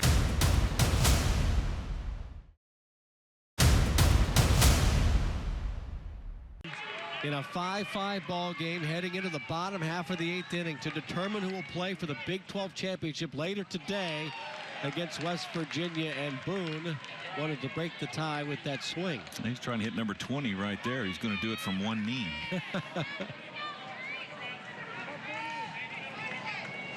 That's where you recognize, okay, this guy's a first ball fastball hitter. What do? They pull the string on, throw him an off-speed pitch, and come back with the fastball in.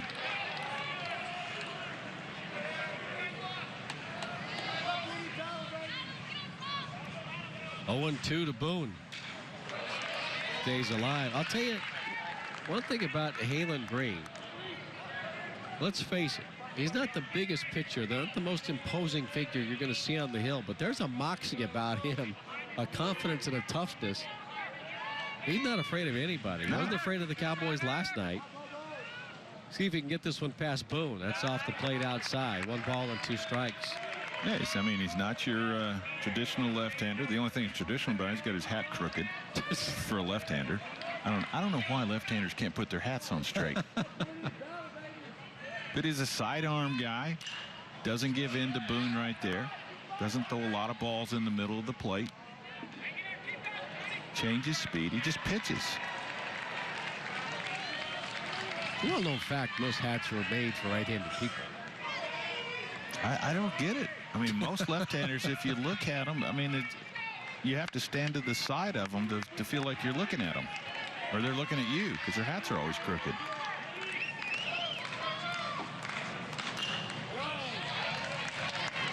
What side did you hit from? Both. So when you went to the left side, did you put your batting helmet on a little cockeyed? No. No, I had that thing on there as tight as it would get.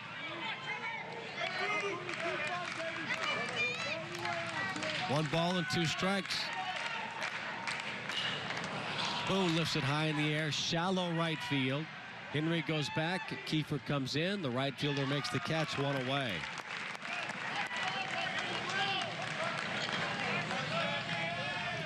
Well, Boone does a nice job fighting off some pitches from Green, but Green able to get him out in front again, reaching for a pitch.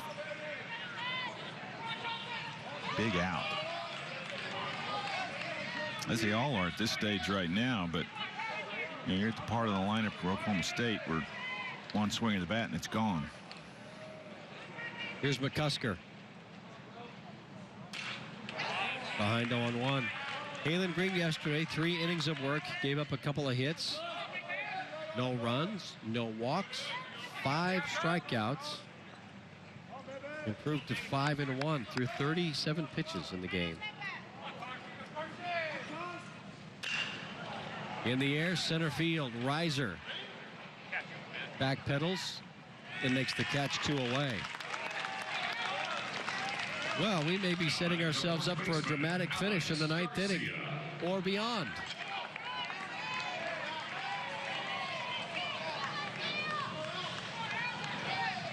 Alex Garcia is next up for Oklahoma State.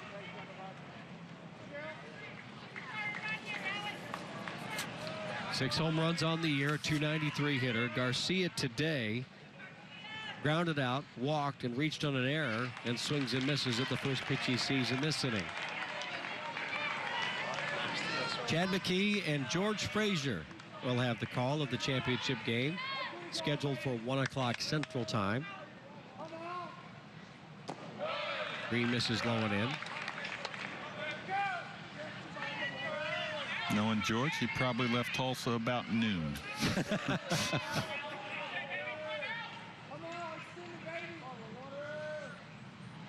Low 1-1. Fouled back. 1 ball and 2 strikes. That's a big cut, but Green's ahead.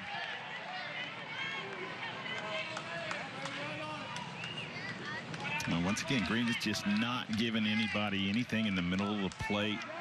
He's changing speeds. He's working both sides of the plate. Just a bit low. 2 balls, 2 strikes, 2 outs.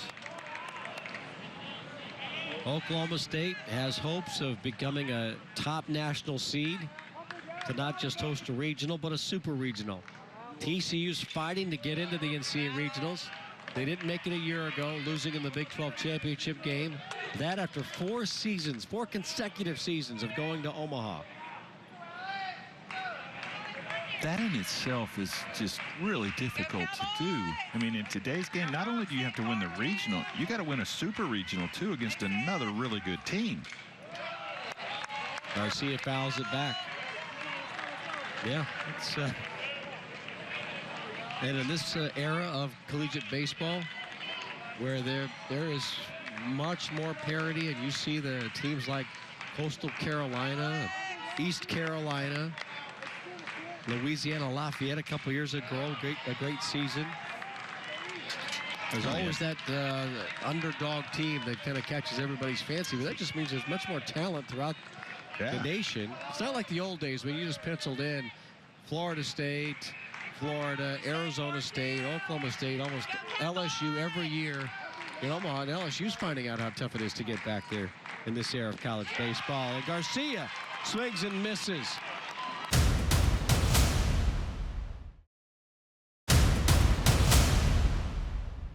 3-0 sweep they suffered at the hands of Texas Tech in Lubbock. Finished strong. First pitch, a called strike to Oviedo, who was walked twice, singled, and scored. After that Texas Tech series, Oklahoma State won a series from Baylor. Won the 2 games they played to wrap up the regular season. Won a series against Oklahoma, and of course the sweep in Corvallis over Oregon State. We haven't talked about it much either, but they swept Texas the week before Texas Tech, going to Texas Tech and getting swept out there. So really, they've played extremely good for the last 5 weeks. Oviedo drops a bunt down that came to a dead stop.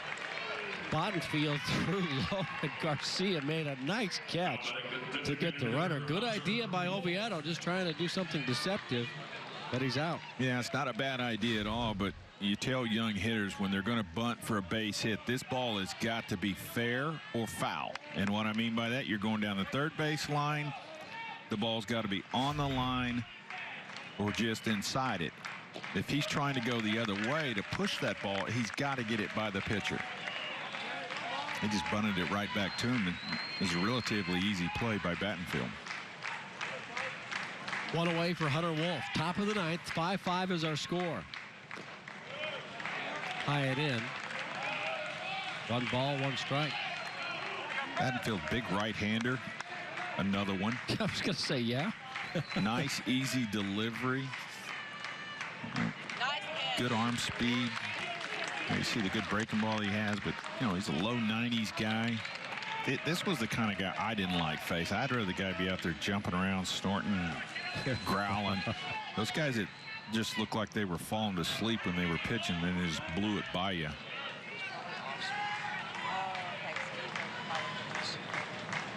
One ball and 2 strikes to Wolf. Hal Rabowski would have been way before you, right? Yes. The mad Hungarian? But I do, you know, obviously remembering pitch on TV, go behind the mound and slam the ball into his glove. Called strike 3, and down goes Wolf.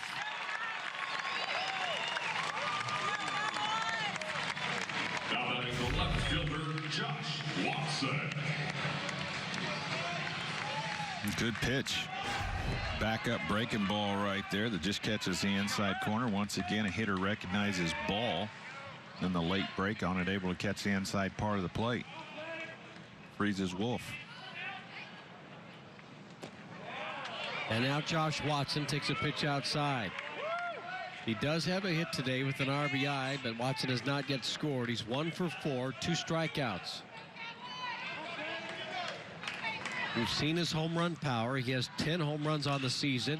And with 2 outs, he dumps a base hit in the left center field, and they do it again.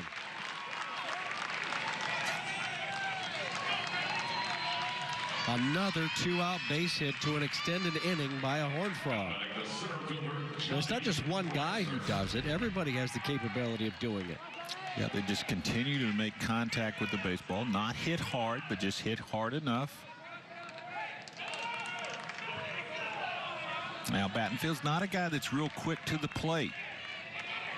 Watson does have 9 stolen bases on the year out of 11 attempts. See if they maybe give him an opportunity to steal a base right here and get into scoring position. Johnny Reiser is at the plate. 0 for 3 with a walk his last time up. Well, in the outfield playing extremely deep right now. You want no doubles. First baseman Garcia, don't want him running from the line. What I mean by that, don't take too big a jump off the line. 1 step, don't let the ball go down the right field line.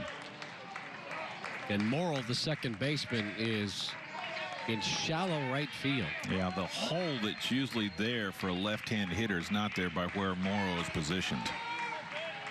You see just how far away he is from second base right there. TCU today is 6 of 14, 429 with 2 outs. Off the plate outside. And you got Navigado that's basically playing right behind second base at shortstop. So they are definitely playing him to pull in the infield and straight up in the outfield and deep.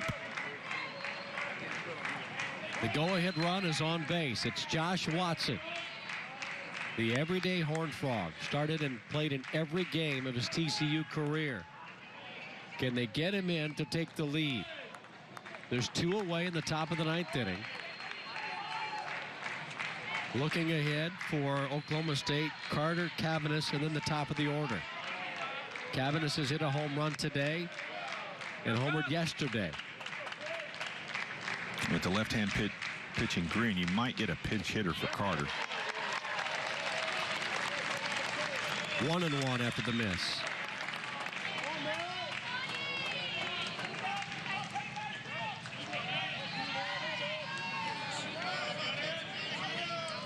Two away, top of the 9th.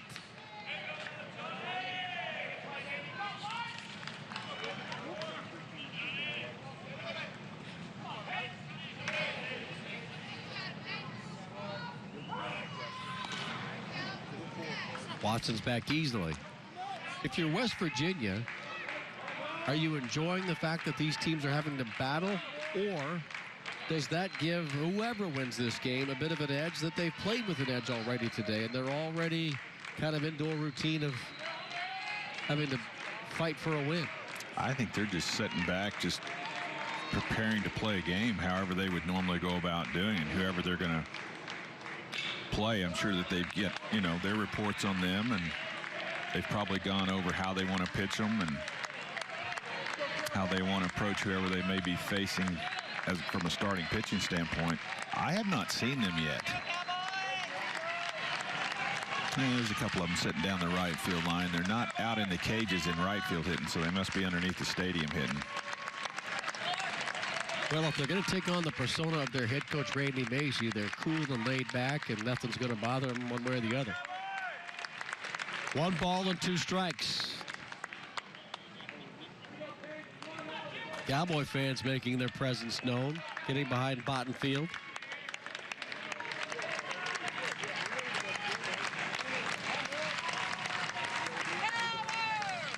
One ball, 2 strikes, 2 outs. The go-ahead run is on for TCU in the top half of the 9th inning. Bottenfield's pitch on the outside corner, called strike 3.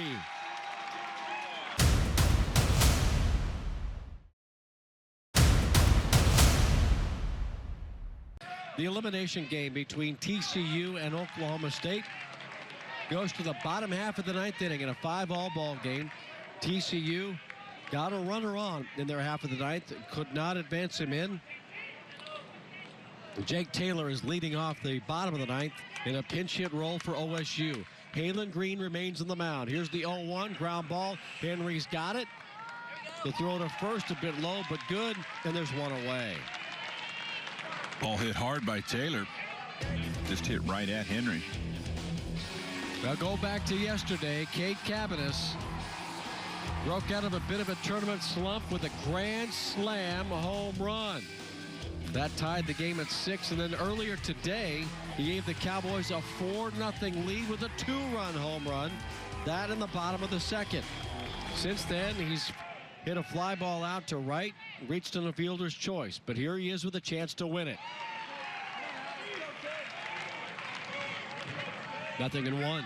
Well, if he's going to do it, he's going to have to do it against a really crafty, tough left-hander.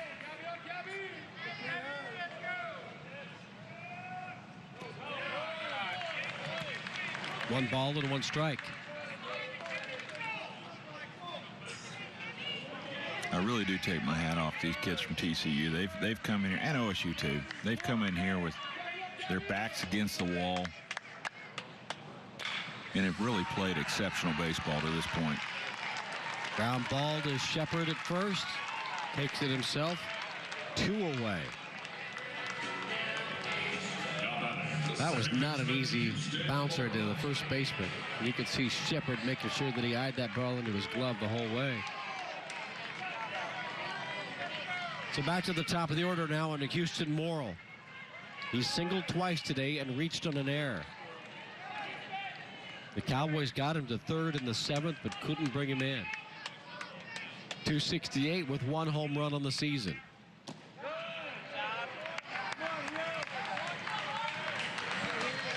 Well, this is a tournament that's maximized its number of games. Might we play a little bit more baseball in this elimination game and go to extra innings?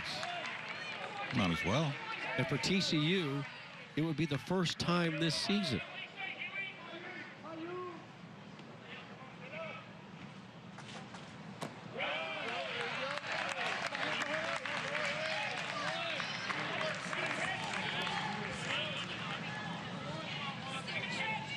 I take that back. They did play a 14-inning game against Texas Tech on March 16th.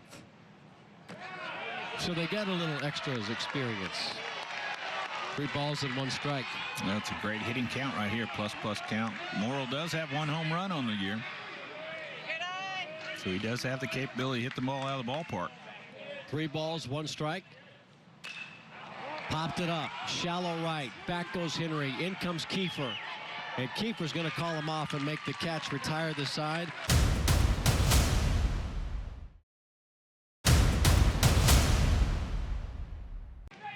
Austin Henry leads it off for TCU, and the first pitch to him is low and away from Bottenfield. One of those errors by Henry When a tailor-made double play ball he was just not able to come up with cleanly. Enabled OSU to score the 5th run. 2 balls to no strikes. Would have ended the inning. Henry today does have a base hit, but he also hit into a double play. 1 for 4 to this point. And that's low. 3-0. TCU is 1-0 in extra inning games. They played a 14-inning affair in beating Texas Tech in Lubbock. That a victory over the 8th-ranked team in the country. That'll enhance the resume. Taken for a strike, 3-1. Oklahoma State is 1-2 in extra inning games. Since 2004, TCU has been pretty effective when they've had to go to extra frames. And this ball is hit well. It's hit deep. That ball is gone.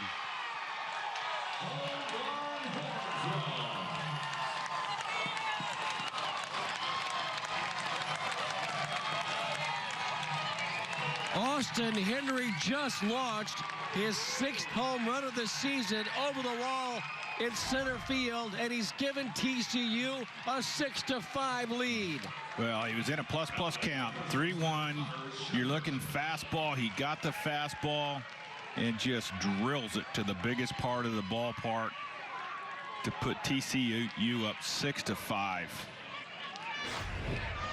I had mentioned yesterday that in observing TCU throughout the course of this tournament, that Austin Henry had been somewhat of an unsung hero at the plate.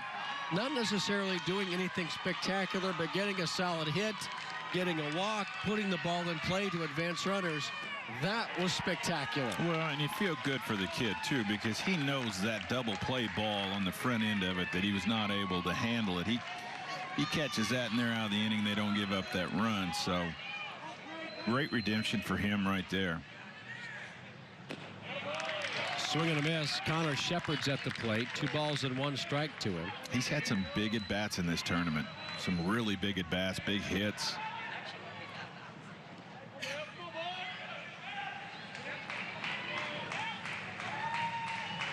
Here's the 2-1. Now 2-2. I was mentioning TCU's success in extra innings over the last 15 years. 41-22 when they've had to go to an extra frame. And now they've taken the advantage here.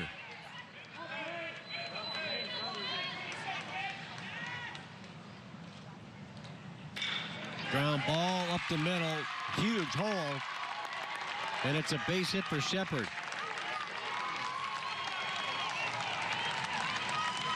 Still nobody down in the inning. That's just the 2nd hitter to the plate. Yeah, no activity in the Oklahoma State bullpen, so Battenfield's it. Shepard just beating the shift right there. Morrow playing way over in the hole, and where he hit this ball was basically straight up second base. Yeah, I like this move by Simpson right here. A couple of veteran guys. They've played a lot of baseball together, and they're just, look, get us back in the dugout. You know what we have what we're capable of doing offensively. Just settle him down, break the momentum of the inning up. They might be saying too, he said, look, I'm scheduled 2nd in the inning when we come to the plate. Christian Funk gets on. I'm going to end this thing for you, all right? Simpson has 3 home runs in this tournament. Zach Humphreys is at the plate. 12 hits in the game now for TCU.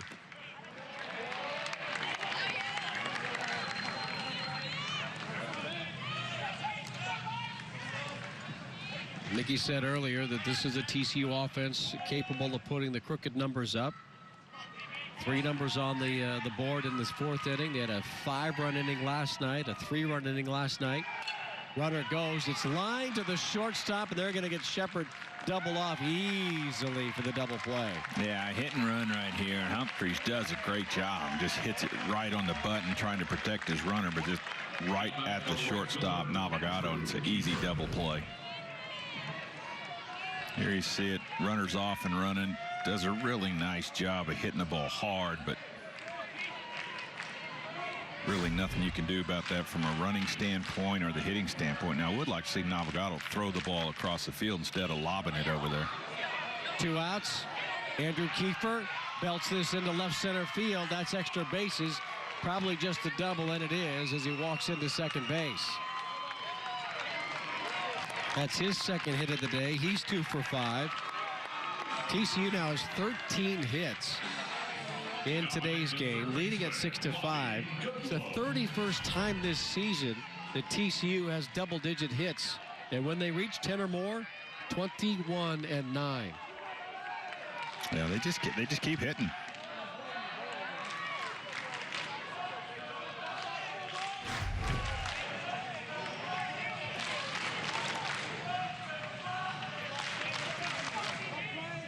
Bobby Goodlow with the runner at second base. Another 2-out hit, too. Off the plate, 1 ball and no strikes. If you're trying to put together a bracket that includes the best teams in the country, and you're watching this TCU team the last couple of days in this tournament, you go back to the 14-run inning. That certainly caught everybody's attention. What they did last night, breaking that tie after Oklahoma State came back to go on to win that one 13-6. And then you watch this offense do what it does with 2 outs. And I mentioned they just create opportunities for themselves. You've got to watch this team and go, they're as good as anybody in creating opportunities and scoring runs as we could put in the field. They're fun to watch. They're very entertaining.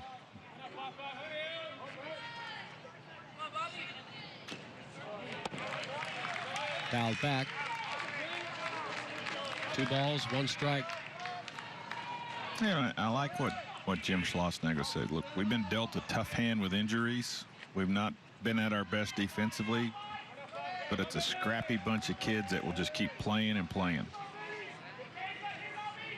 And that has really been evident by what they've done in this tournament.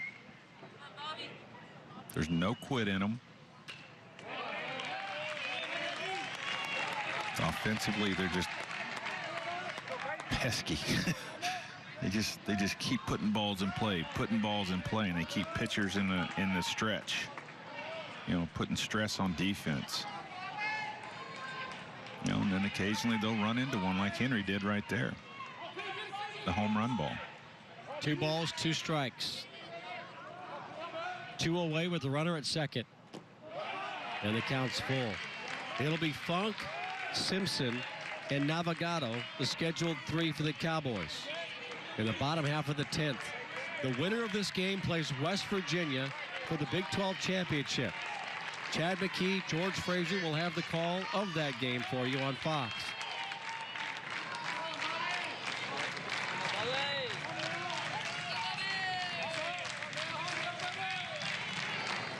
The 3-2 chased one high out of the zone.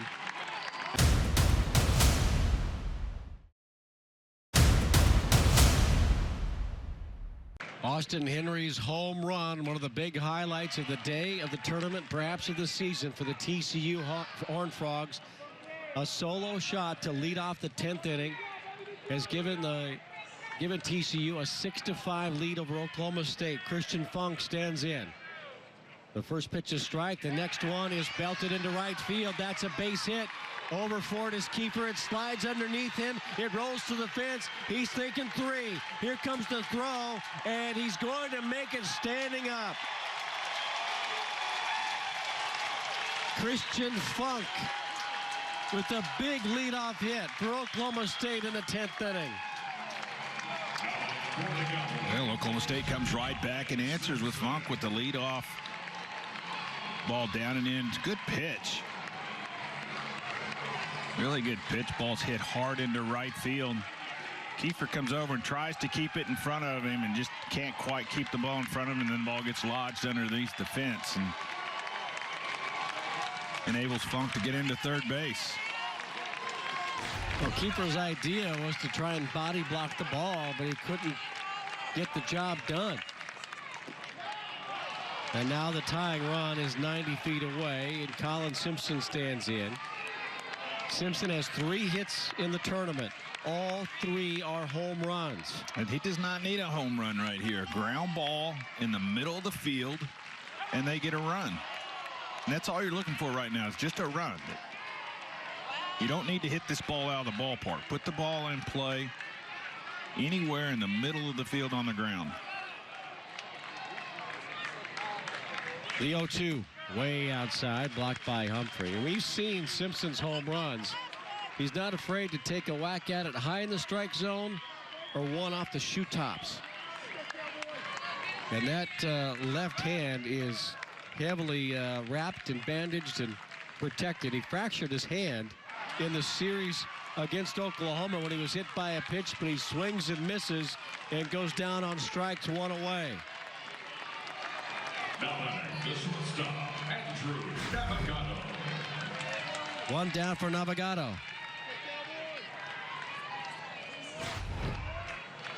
Well, Green makes a really good pitch right there. You know, he does his job right there. His job was to get the 2 left-handers out. He got one of them.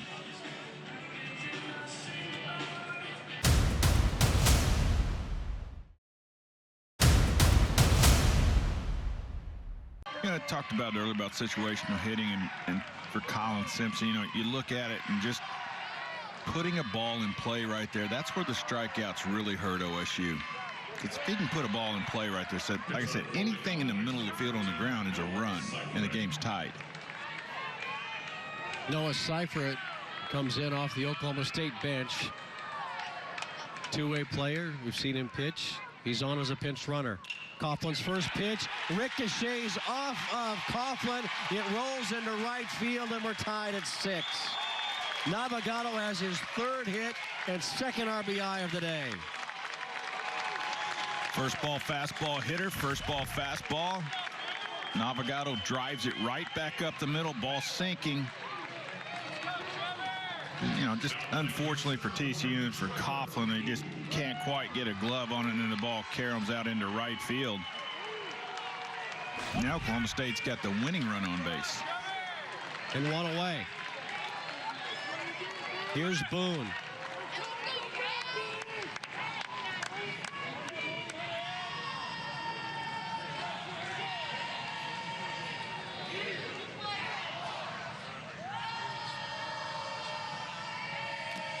Swing and a miss. 0-1. And TCU's outfield is playing extremely deep right now.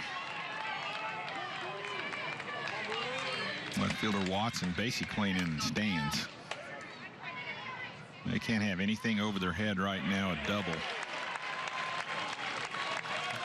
Anything in the gap, good possibility of Navigado scoring.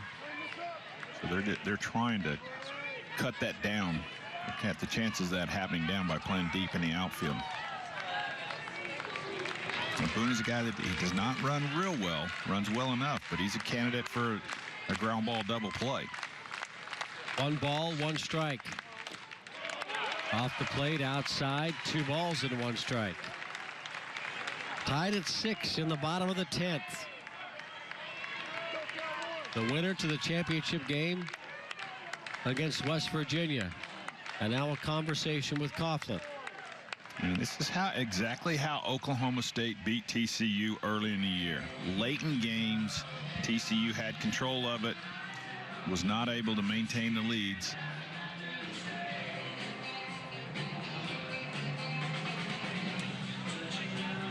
Heard Sarlos said, look, make sure that we're not going to give this guy anything middle in that he can hit out of the ballpark or drive into the gaps. That man has to be very proud of what his team's been able to do in Oklahoma City. Number 6 seed, TCU Horned Frogs. Lost their opening game to these Cowboys. Come back through the losers bracket. And forced Oklahoma State to the brink of elimination. Coughlin's meeting is over with Sarlos. 2 balls, 1 strike. Now 3-1. In danger of putting the winning run into scoring position. If you're Boone right here, you're looking for one pitch and one pitch only. Put it in a box where your strength is, and you're trying to put the best move on it possible. The 3-1. Called a strike.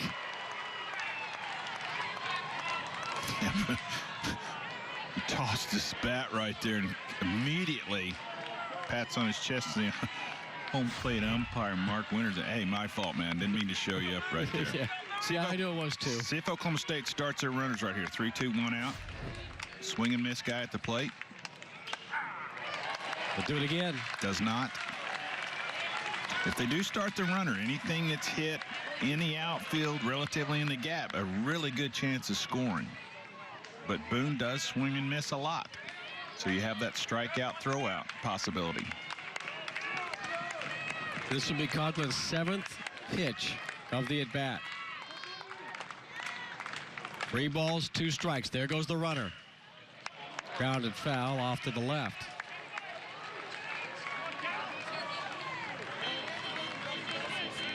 When it goes deep and you have 7, 8, 9 pitch at-bats, who does the advantage? Where do the scales tip? To the pitcher, to the hitter? Well, I think the pitcher still has the advantage because he's controlling the baseball and controlling where he's trying to throw the baseball.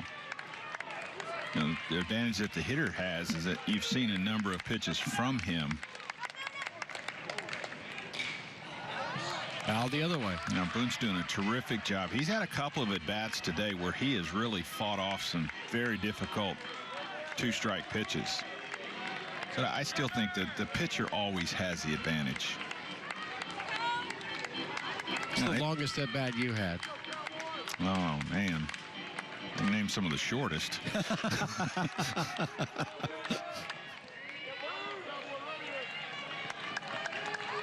Defensive changes for TCU. Jake Gunther is in at first base. Connor Shepard has moved to third. There goes the runner again. Ground ball. And Shepard smothers it, but he can't come up with it cleanly.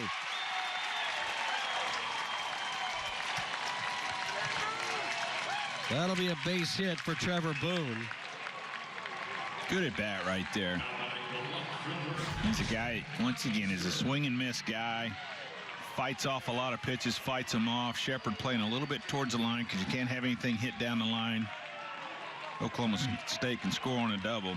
Makes a nice diving play at it, just not able to come up cleanly with the ball.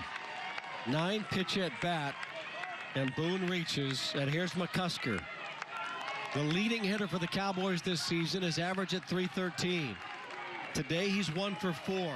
Singled to left center field and scored in the second, and then 3 consecutive fly ball outs to center field. Now Jim Schlossnagle has come out to have a conversation with Mark Winters.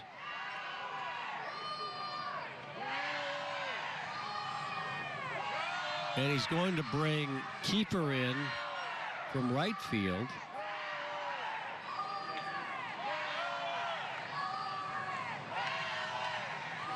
And put Kiefer at first base and move Gunther out to right. So there was an exchange of gloves defensively. So Gunther came in as a defensive replacement essentially for Goodlow.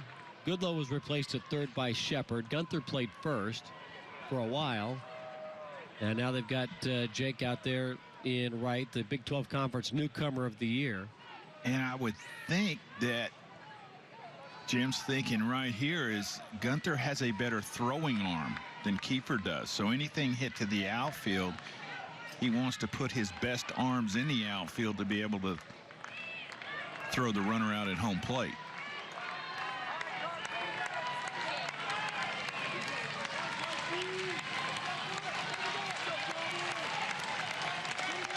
We're tied at 6, 1 away in the bottom of the 10th.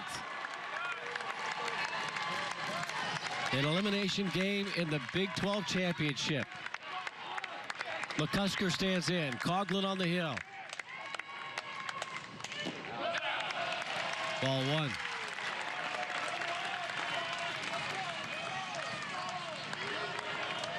And importantly, too, there's still only 1 out in the inning. So unless he hits into a ground ball double play right here, Oklahoma State will have a couple of chances to get the winning run across the plate.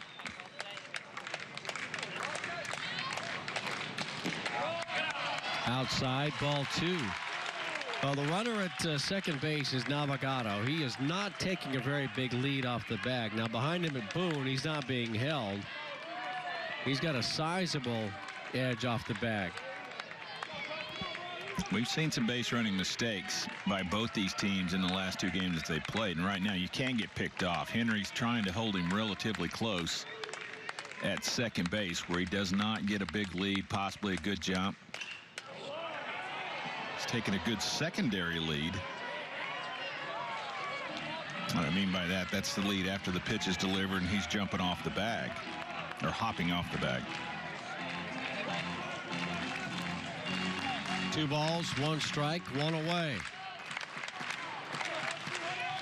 TCU lost the Big 12 championship game last year to Baylor in 11 innings. Now the opposite side of it, now the outfield is playing in, because they know anything in front of them, they've got to have an opportunity to throw them out at the plate. Ground ball scooped up by Shepard. A 2 for 1 on to first. Not in time for the double play. Yeah, ball just not hit hard enough. Cusker does a good job getting down the line right here, but this ball's just not hit hard enough to Shepard for the Horned Frogs to be able to turn the double play. He rolls over the top of it. Shepard does a nice job getting to it. Makes a good feed right here. Henry makes a good feed getting rid of it. Ball just hit too slowly. Now what the TCU's not going to hold McCusker on at first. His run means nothing. The only guy that's important right now is the guy at third. So now they're going to swap him back again. Jim Schlossingel's now going to bring his original first baseman back in to play first base, and Kiefer back to right field.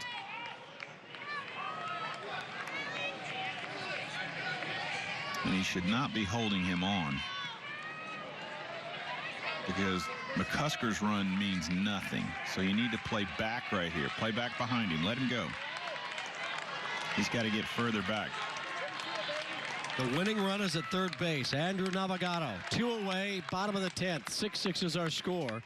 Alex Garcia's at the plate. Coughlin's pitch outside. Garcia has walked and reached on an error. He's also grounded out and struck out.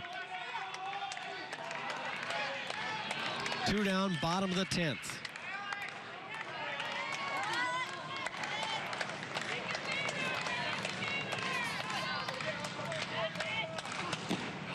Called a strike.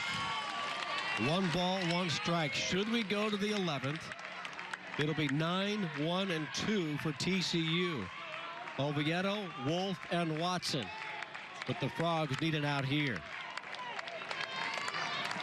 1 ball, 1 strike. Humphries tried to frame it. It's ball 2. And tried to come back with the fastball away again. Successful on the pitch before that. Coughlin throws a hard sinker, hard slider.